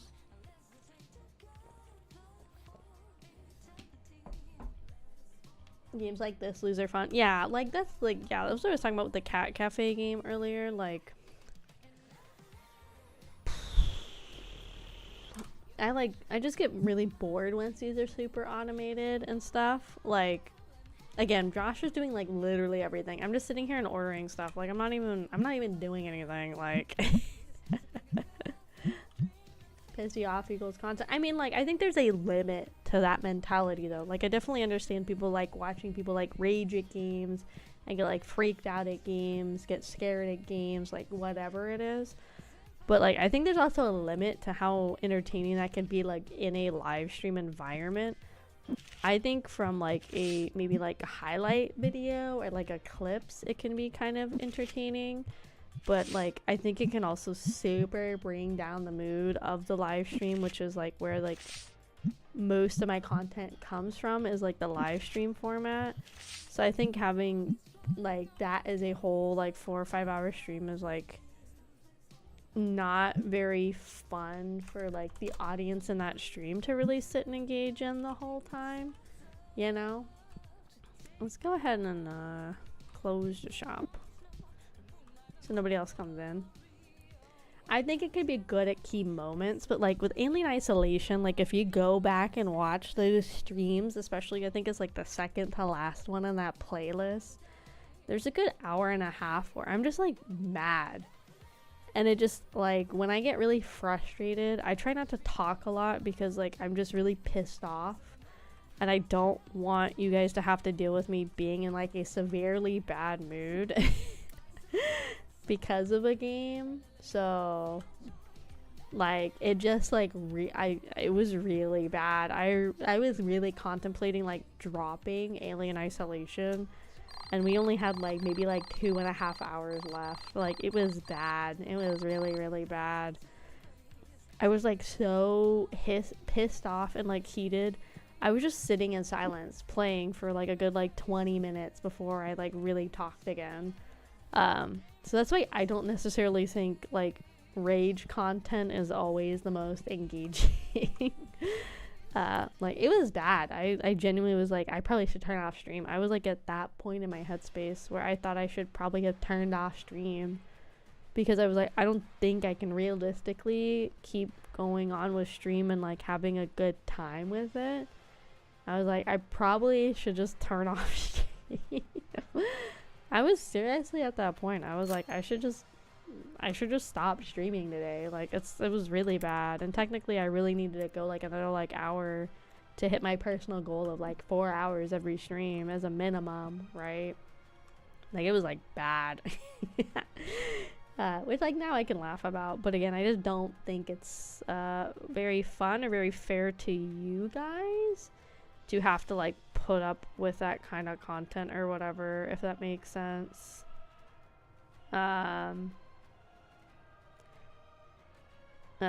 So yeah. Again, I think it's funny if it's like part of a stream, but I think it being like my entire stream or entire content's not really fun. Hi peasant, thank you so much for that Kraufish family over on YouTube. Thank you, welcome in. But yeah, I think it like every type of content has like a time and place that it works in. Like I don't do ASMRs very often. I think they're fun though to do. I just don't do them very often. My brain. Like I do ASMRs every now and then. We do hand cams from time to time too, because those are fun. Like it's a different type of content to do. You know, it's like fun to try different things, and like each type of content has like a place and time for that's like and setting for it to like work and make sense. I have 2 of these. Let's just buy them for myself. You know, so. But yeah, I don't really like getting super angry at games. I think again like the first like 15-20 minutes is kind of fun, but if I like keep being mad, it's like when I get pissed off it's like scary Latina angry, so it's kind of like I go like the quiet angry Latina too, which is like extra scary. Like that's a scary type of Latina, is the angry quiet Latina, which I don't think is very sure, I'll take it, thanks. Which I don't think is very very fun for viewers to watch scary angry Latina all the time, to be honest. I was gonna buy the playmats I just bought the licensing for. Fuck, but we were like out of these. Yes, I opened 2, but we're still out of them, so there you go. Maybe a whole cake after streaming a head pat. Like this is the thing, is like I don't like when people if I'm like really pissed off or in some kind of like mood, I'd rather people just stay away from me. So I can like deal with my emotions and like kind of cool down on my own instead of like have people like hovering over me. I think it's better to just like try and cool down on my own. I'm under market price like an insane amount. People just not like this guy, but he's so nice. Look at that shape. People like the piggies. Yeah, people like him. I wonder if in the future it'd be kind of cool if there was like a forum sort of thing in the game, so you could be like, oh yeah, I really like fucking what's this guy's name? I'm really in the market from for Krobi merch or whatever's like trending, so you could like stock the trending stuff. That'd be kind of cool if that's like something that could like happen. I feel like it's probably gonna be kind of hard to program. Maybe later down the line, it'd be something they could like implement. But it's like it'd be a kind of a fun concept. So on top of like you look at the market trends, you can see like for your local, I guess like area, what's like in demand like creatures and stuff. So you can like stock up on their merch. Kind of like in Dave the Diver, they have the events that they give you like a weekend game to prepare for, where it'll be like, oh, there's like a tuna fest happening like next weekend, so it'll be like, okay, go collect a lot of tuna to like stock up. It'd be kind of cool if they did something like that, where they're like, oh, there's like a convention happening and like the theme of the convention is like the baby mon, so like the base version of the mons, so you know like people want that stuff, so you can like stock up on it throughout the week, so when like ooh, $13. So when like the convention or whatever is in town, you have like a surplus of stock for it. That'd be kind of a cool idea. I feel like that's like definitely something that's like far less priority on the fixing the game line. Oh, the piggies! Oh, yippee! No more piggies. Let's see. How much were those playmats? Let's see. Oh yeah, we can buy some playmats. Ooh, it gives me 16 playmats. Oh dang. No feedback. Yeah, I might like maybe write some ideas or some suggestions. Look at them playmats, gamers. Oh, we can fit all 16 on a row. Nice. Let's see, how much are we charging for these playmats? $19. I like how you can see the little guy on there. He's like, ah! I like it. I like it. Ugh, God, my throat. I like yap so much on the stream. I feel like we don't yap as much on stream sometimes. I think it depends what we play. This is definitely a yap-heavy, yap-centric stream.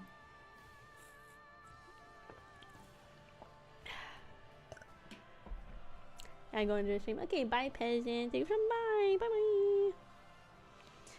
Bye-bye. Bye-bye. I gotta remember to use my ending screen now. It's like so different having one. Because we only got to use it like the one time at the end of the subathon.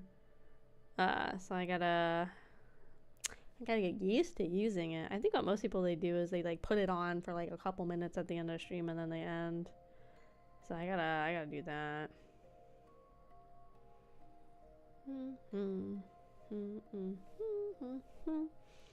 Let's see. But yeah, let's see. We are 3 hours in. We'll probably do like 30 more minutes of this, and then I'm gonna switch over to Nikki to do my Nikki dailies. And then I gotta re-download Nikkei. And maybe I might have to do my Nikkei dailies on my phone before I go to bed. That's maybe what I have to do.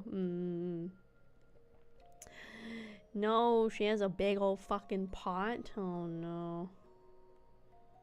Oh, I want that fucking pot. Oh my god, all the stuff they're releasing for the new Nikki update is super cute.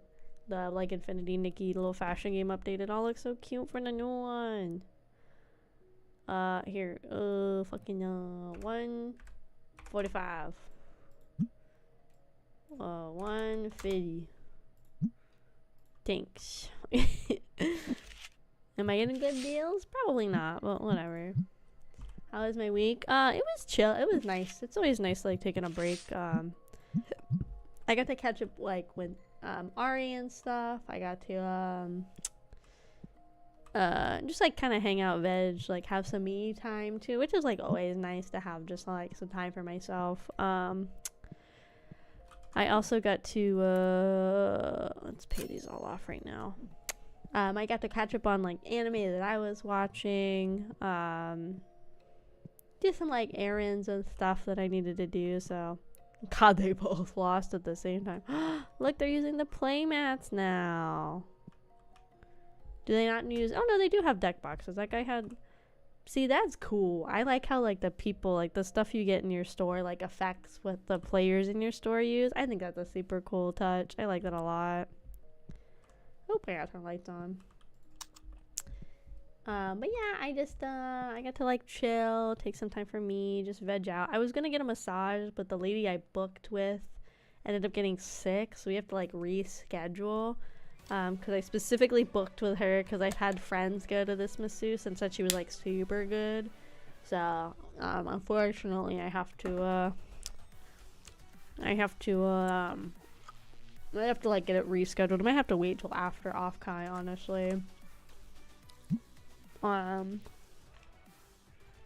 At this point, which is like okay, but that kind of stinks because I was hoping to get it before off-kai, so it could be nice and like I don't know, not stressed.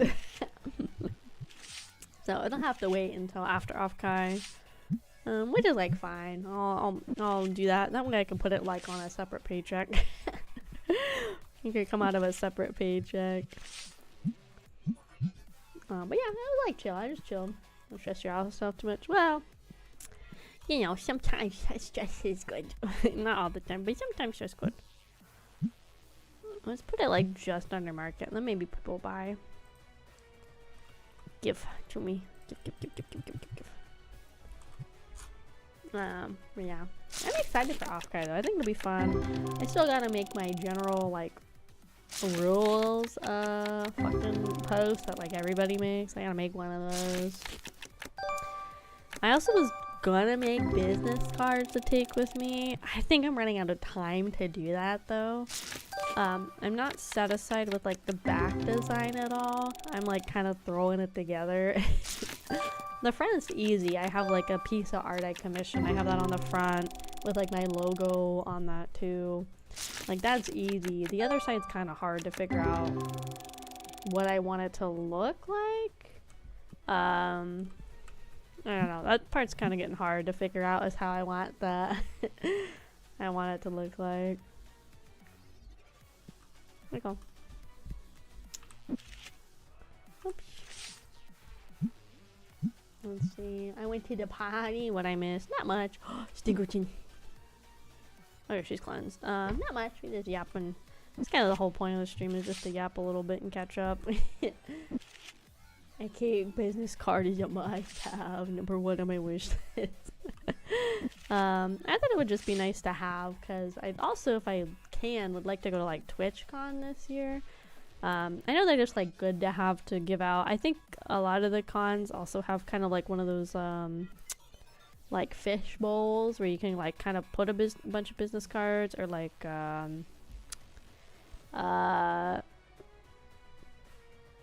want these sleeves. $800. That was a lot to license. Or like a place where people can like put the business cards for everybody to see. I think what was like slowing down my design process is, one, I'm not really happy with the back design I have, and like number 2, I'm like torn on what to do for like the QR code. Part of me is like, I want to have a QR code that people can scan on the business cards so people can find my stuff easier, but I'm like torn if I want to do it where the QR code leads to like my most, like my website, like my card, or if I want it to. Why is the market price on these like so abysmal? Holy fuck, dude. I'm gonna make $1 off of these. That's so fucking stupid. I don't think anybody's really buying them, but holy fuck, that's crazy. We'll stop that so everybody can leave when they're done. So I just like, I'm torn if I want it to go to my website, which has like all of my links, or if I want it to go to like my Twitch. Or some people, they don't even have a QR code. They just have like the icon of their socials. Like it'll have like, let's say the YouTube logo and the Twitch logo and like the Twitter logo. And then it'll have like their handle for them, like written. I would like have a few other VTuber,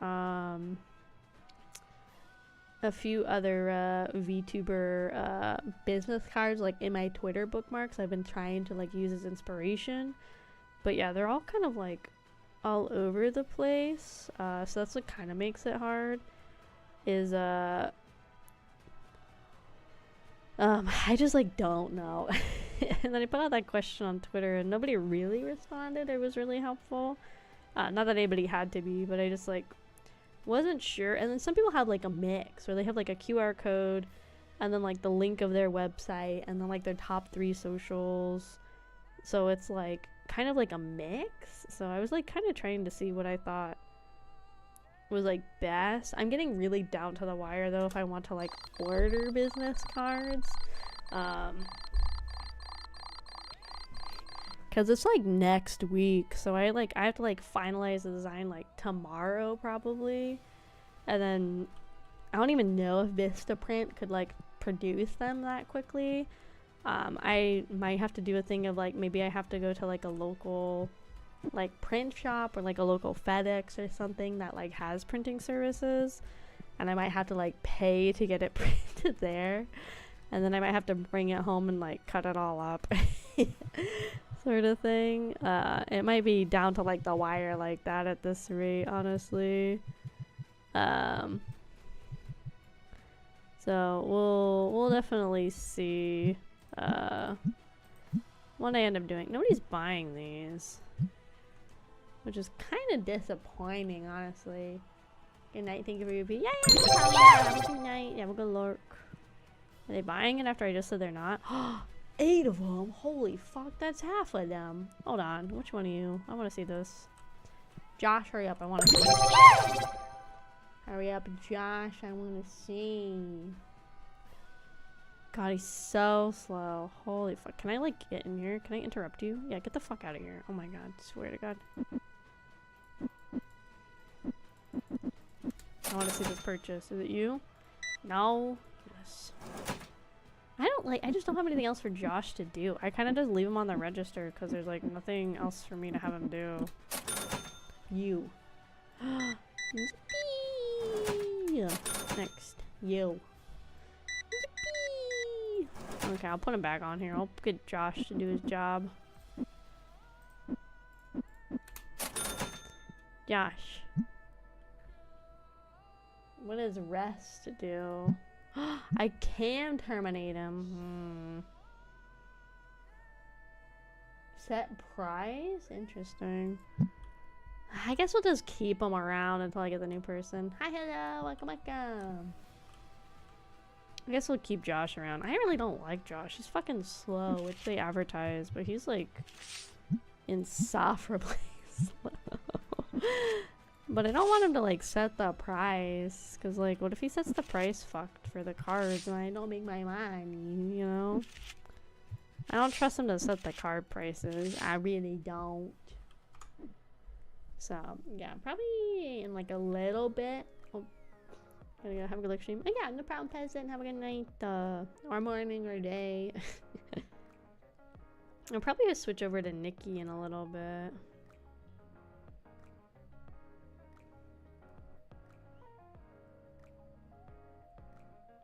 Oh my god, they're saying we're gonna have freaking swimsuits for the 2B and what's her name? A2? Nani. Oh god. And they know people are gonna want to spend big money dollars on the near girls. 100%.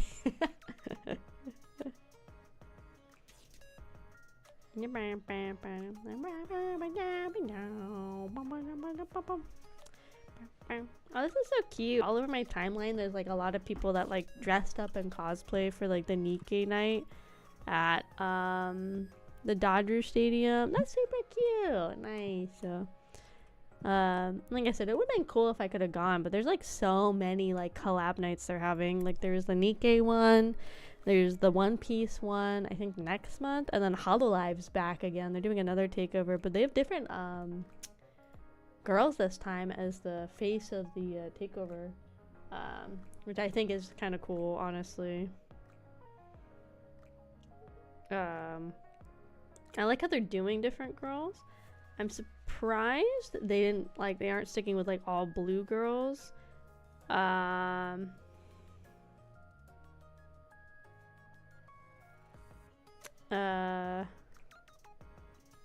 But I guess it'd be like kind of limiting, but I feel like there's so many blue girls on Hololive they could have picked. Like there's like Kobo, she's like literally ocean and stuff. So I feel like they have some options. I'm kind of surprised they didn't. Okay, I want to save up for that freaking star plushie, I ain't gonna lie. No. Get him Stinkerton. He's Stinkerton. Get rid of him. Get that Stinkerton out of here. Okay, we are out of stock again. God dang, it's so hard to save money up in this game. I want to save up money for like these plushies and stuff, like these nicer things. Do I not have any sleeves anymore? Oh my god, I don't have any sleeves anymore. Oh, people are probably pissed about that. Yeah. Oh god, they're pissed. I don't have any sleeves. Hold on. Okay, so we need to order 2 packs of this, 2 packs of this. We haven't had dice in forever, so let's get like a fucking set of dice. Let's get some card boxes, because I don't have any of those. And let's start there. Yeah, let's start there, I guess. Yeah, this one's a little stinker to mean. Let's see. There's some guys still for sale. Nice. I guess like maybe in theory with this game, if you like actively played it a lot more, it might be better to like keep your stock really limited for stuff and really like build up your money ahead of time. Like maybe I've gone a little too crazy with like buying inventory and like different licensings for stuff. So now I feel like my money is spread so thin. In theory, I could like also fire Josh and save my money that way. I'm saving like $50 a day or whatever if I get rid of Josh, which I'm very tempted to do, and I might honestly do. I might get rid of Josh to save some fucking money, honestly. Let's see, deck boxes. Ooh, I don't have any shelf space for deck boxes right now.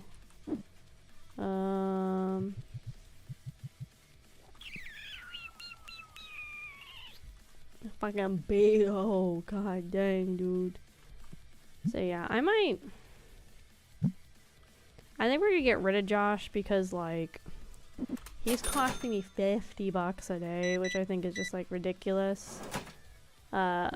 Especially because all he's doing is, like, manning a fucking register.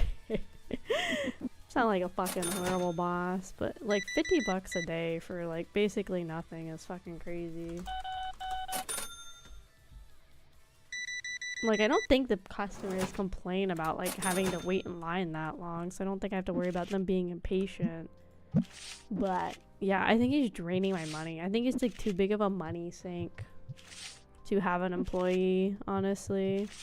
Maybe later, when I have, like, a lot more cash and a lot more cash flow, it'd be fine to hire him again, or, like, one of the higher-ranked employees. But I think he's just, like, it's too much of wasted money every day. Plus, like, my salary costs were, like, super fucking high every week. I was losing so much money in, like, rent and in salary. So it's probably better I get rid of him, honestly. Let's see. I still don't have, like, any room. I bought 2 things of deck boxes, so I can have deck boxes back in here. And then, more plastic sleeves. So many sleeves. Let's see if I can stack them a little bit. Let's see, what's the market price on these? That's fine. God, why is the market price of, like, everything so, like, shit, dude? Like, some of it's, like, garbo. Super garbo. Oh, thank you. That solves this problem. Yoink! Ooh, nice. Nice. Yeah, I think after this one, maybe after this day or the next day, I think we'll wrap up and we'll go to Nikki to do my dailies in there really quick. Yeah, I think so. Yoink. Oops. Yoink. Oops, sorry, customers. Coming. Let's see. 1, 2, 3, 4. 1, 2, 3, 4. Hello. Oh my god. Thank you, sir. What the hell? Look at all that money dollars. There's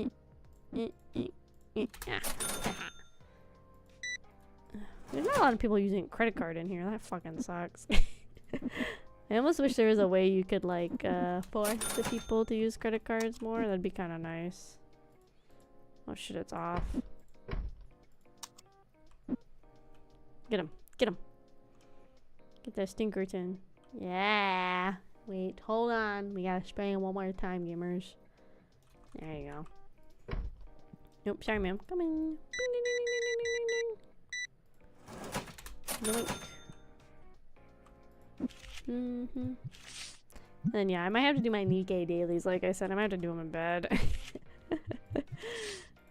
Fucking, I have to, like, fix the game and re-download it now and everything. There we go. Some more merchandise. God, I don't know. I might. I also probably need to, like, fucking buy another one of these. Because if I put this here, they all have to, like, get sprayed. But I liked having it by the register. Streamer, open your pack. Oh, hold on. Hold on. Hold. Let's open this one. Let's see what we get. Opening. We got the gotcha music behind us too. We didn't get anything good. Sorry, Train. We didn't get anything good, unfortunately. Welcome. Blessed. It was not a blessed pack. We're not blessed, unfortunately. Let's go ahead and put some more of these out. In the corner with you. I'm gonna forget about those 100%. Oops, sorry, sir. Yoink. I need to probably buy another shelving unit, honestly.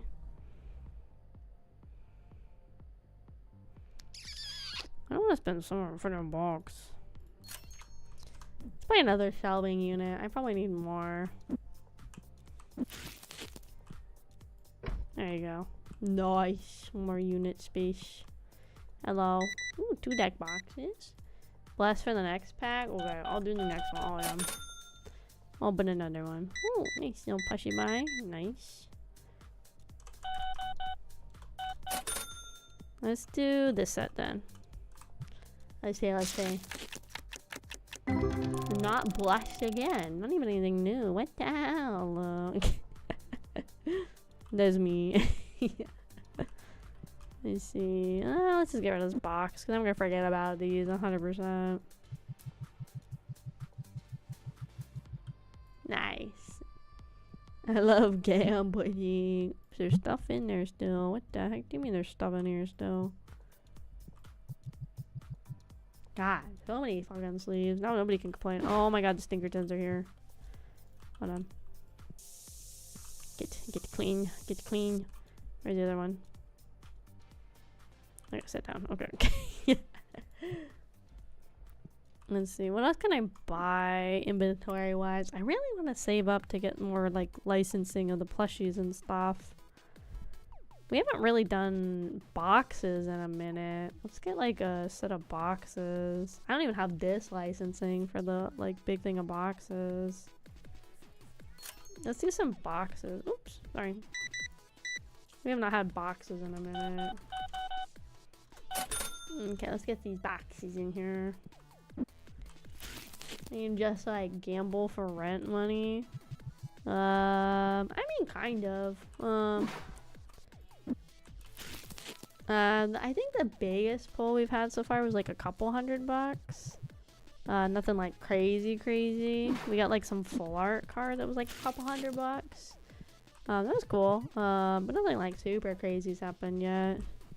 I ended up firing my worker because he was costing me too much fucking money, honestly.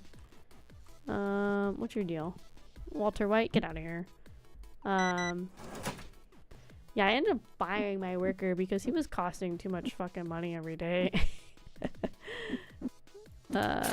He was like fucking so expensive for like no reason. So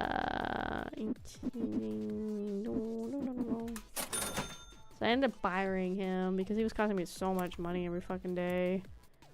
And all the salary and stuff, it was like, it was not worth it. And he was so slow. It was not worth it to have the first worker guy. Not worth it at all. I didn't even like put 2 and 2 together. That was costing me 50 fucking bucks a day. Like, so that was like $100 a day from like salary every day. It's like, no way, dude. No way. I don't want to pay that much money. Like, that's crazy, dude. Oops. Boing boing. We're open. Let's see. Let's do 1, 2, 3, 4, 5, 6, 7, 8. Let's do 8 of these. Let's see. See how lucky we get. Probably not very lucky, but we'll see. Let's see how lucky we get. Oh, $5. Nice. Nice. Pretty okay. Pretty good start. Nice. Has anybody ever figured out what like the rate drops in the game are? Like what the chances of getting one of like the really nice cards is? It's nice like getting new cards. I was also commenting earlier, it'd be cool to have like a Cardopedia in the game, so you can see like every card you've gotten like in a roster. That'd be kind of cool. Get it, you don't. 50-50. Oh, okay. Ooh, $31. There you go. That's a nice one. $100 is pretty good. The Stinkerton's getting clean. No. I need to buy another spray machine. Need to buy another spray machine. Thank you. Yike. Next. Money, thank you. Next. And go 1, 2, 3, 4.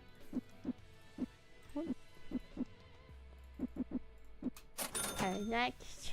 And go. Oh my god, look at all these sleeves, dude.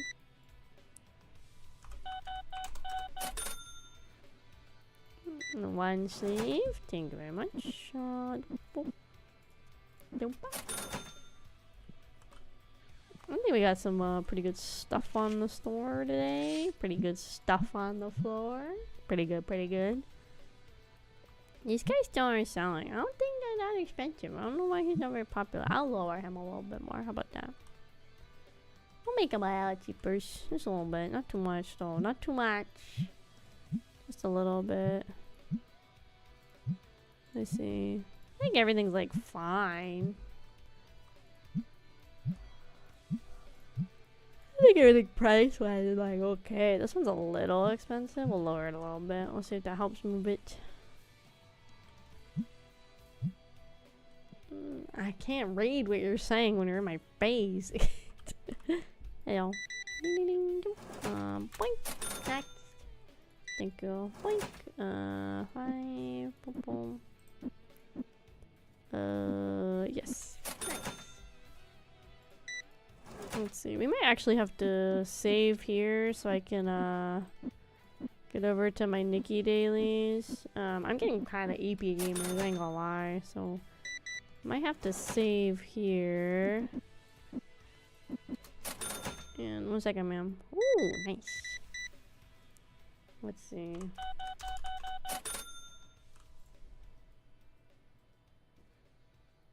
Sure, why not? I think we have to save here.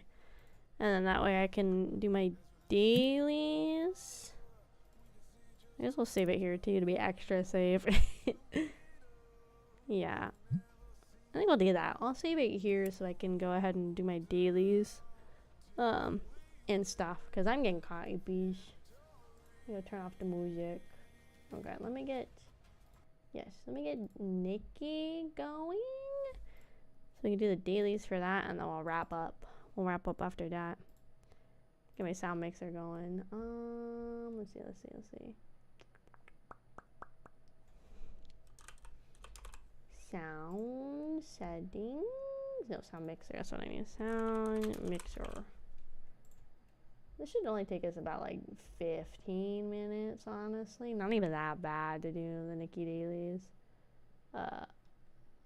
Oh, you know what? I have to actually change the game volume in the game. That's what I need to do.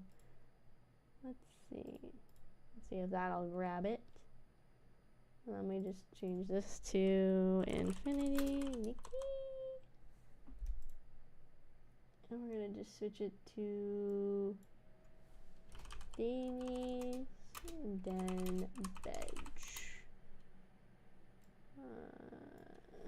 Infinity Nikki.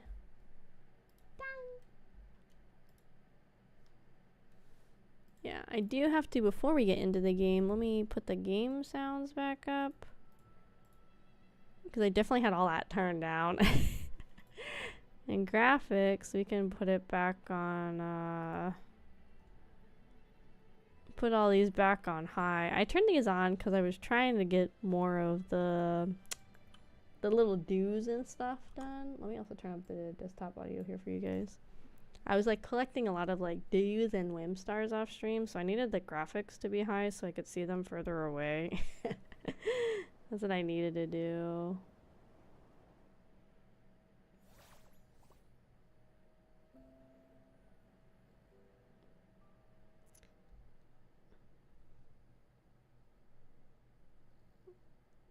Let's see. So yeah, I'm working on it.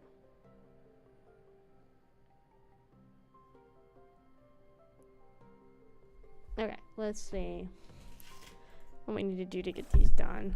I need to go back to like a normal area. So let's go here.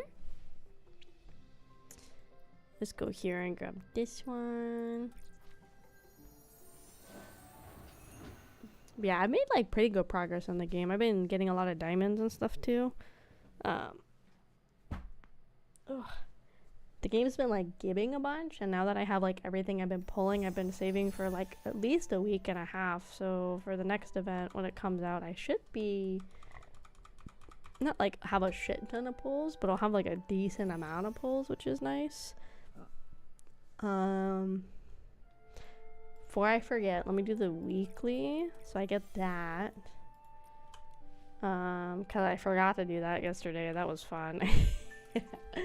I have to do him every week, or I'm like SOL for real. But yeah, I've been saving for like a little bit for the next banner. I don't know how much I'm gonna pull on it in theory. I really like the 4-star that's with it, kind of more than I like the actual 5-star itself. It's not like the 5-star is bad or anything. But I feel like I like the 4-star, so I feel like I'm gonna pull a decent amount for that. But we'll have to see. So, yeah. So let's see. So that's done. That should knock out like 2-3 things. They didn't knock out anything? What? Bruh, usually to spend the points in here is usually something almost every single day. That sucks. Okay, one of them was take a picture. Teach, photo time. Chunk. Done. One was upgrade a Eureka, which I can do really quick. Oh, also every day they've been giving out like 150 like diamonds for free every day lately, which has been nice. Don't know why they're, well, I know why they're doing it. They're doing it because they had to like extend the version and stuff, which is nice. I'll take free freaking diamonds. No way, dude. I could complain about free diamonds. So that's nice. Oh, this one's cute. Let me go ahead and just like slap stuff on here. Ooh, I do like the colors of that a lot. That's cool. Let's lock that down. Okay, so that should get me like 2 more things of the dailies done. I'm also out of my... Oh, that's all. No? What? Oh my god. What do I need to do still?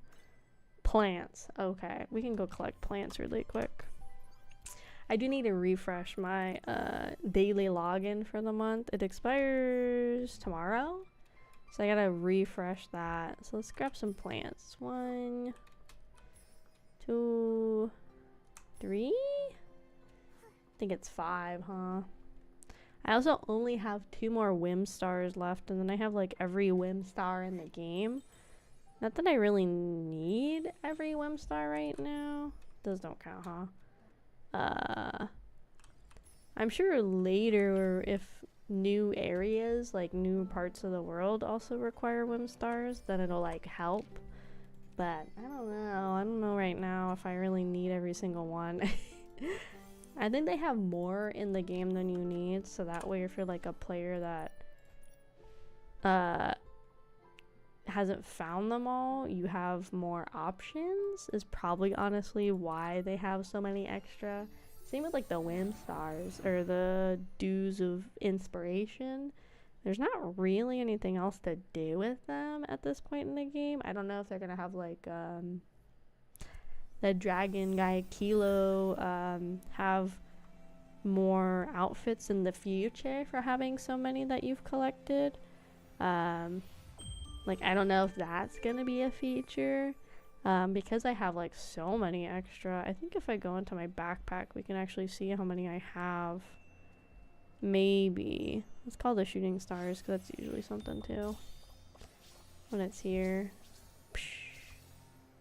I should use that for photos. I need to like plan photos in here more.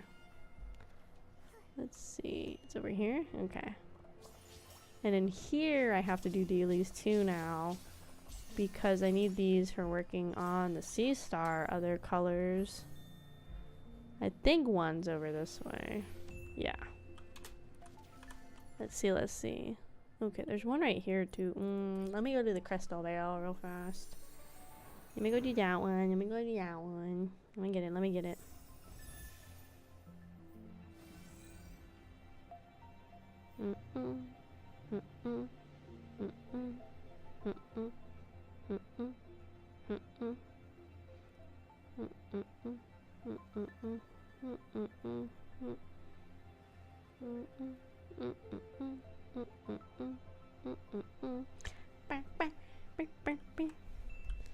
Where's a star?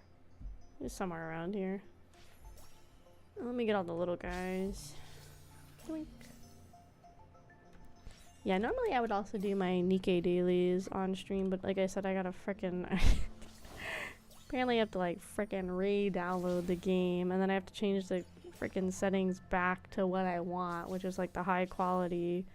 And then we're gonna have to freaking re-download the game again. Or like re-patch the game files again, I guess. So I'm gonna probably try and get that set up like today after stream, because I feel like if I don't, I'm gonna forget. So I'll just have to do my Nikki dailies or my Nikkei dailies on my phone, which is fine. I can make it work. Okay, so that's like all these little guys. There's one like right here. Let me get him. Boing. Okay, so that's done. Let's see. It kind of stinks I won't be able to do the Nikki event right away. But that's like, yeah, I usually don't get to play the Nikki updates like the day of very often. And then this time the Nikkei and the Nikki update are literally the exact same day. But we'll have to wait to play the new Nikki update until I think realistically until like next week, like Monday or Tuesday next week. I think we can probably sneak it in then, but it's gonna have to wait. But I want to like at least play it at least a little bit before I go to Offkai. So we'll see. But yeah, once this is done, we'll go ahead and wrap up stream. I probably won't read. I'm probably just gonna end and scram so I can get some sleep, gamers, so I can go to bed. Let's see. Ding. I have felt like I've had the game crash a little more lately than I've always like had in the past.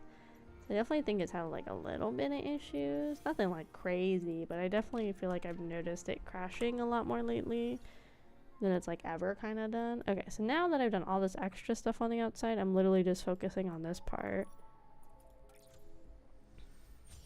This gives me that. Nice. And then this would increase my styling across all regions, which I'm assuming would go further out, but I think I'm just gonna work on the shards. I'm probably gonna try and get the shards done first, and then we can like cycle back. So how did those work? Let me go to my backpack. I just want to see. Not in here. Not in here. Not there. Not here. Okay, so can be used to evolve it, and I don't have enough to evolve right now. Plus I have to freaking evolve the Arya twice still. So what, I go to here and I can evolve it? But there's so many. Do I have to get like multiple pieces? Because there's one. Oh, okay, so they cost 4 per thing to evolve. I see. Okay. I think some people are already on like the first evolution, potentially. Okay. So it costs 4 per thing. That's why there's so many on the map. Okay. Understood. But okay, I'm gonna go ahead and get ready to end. I will see you guys on Friday for the Nikkei collab, the Nikkei Stellar Blade collab. And then Saturday, we're going to play some more Stabbage. I have like 2 streams next week. Hi, Pillow. But yeah, we're going to go ahead and get ready to end. I'm going to send you guys to the ending screen. We'll see you guys later. Bye-bye.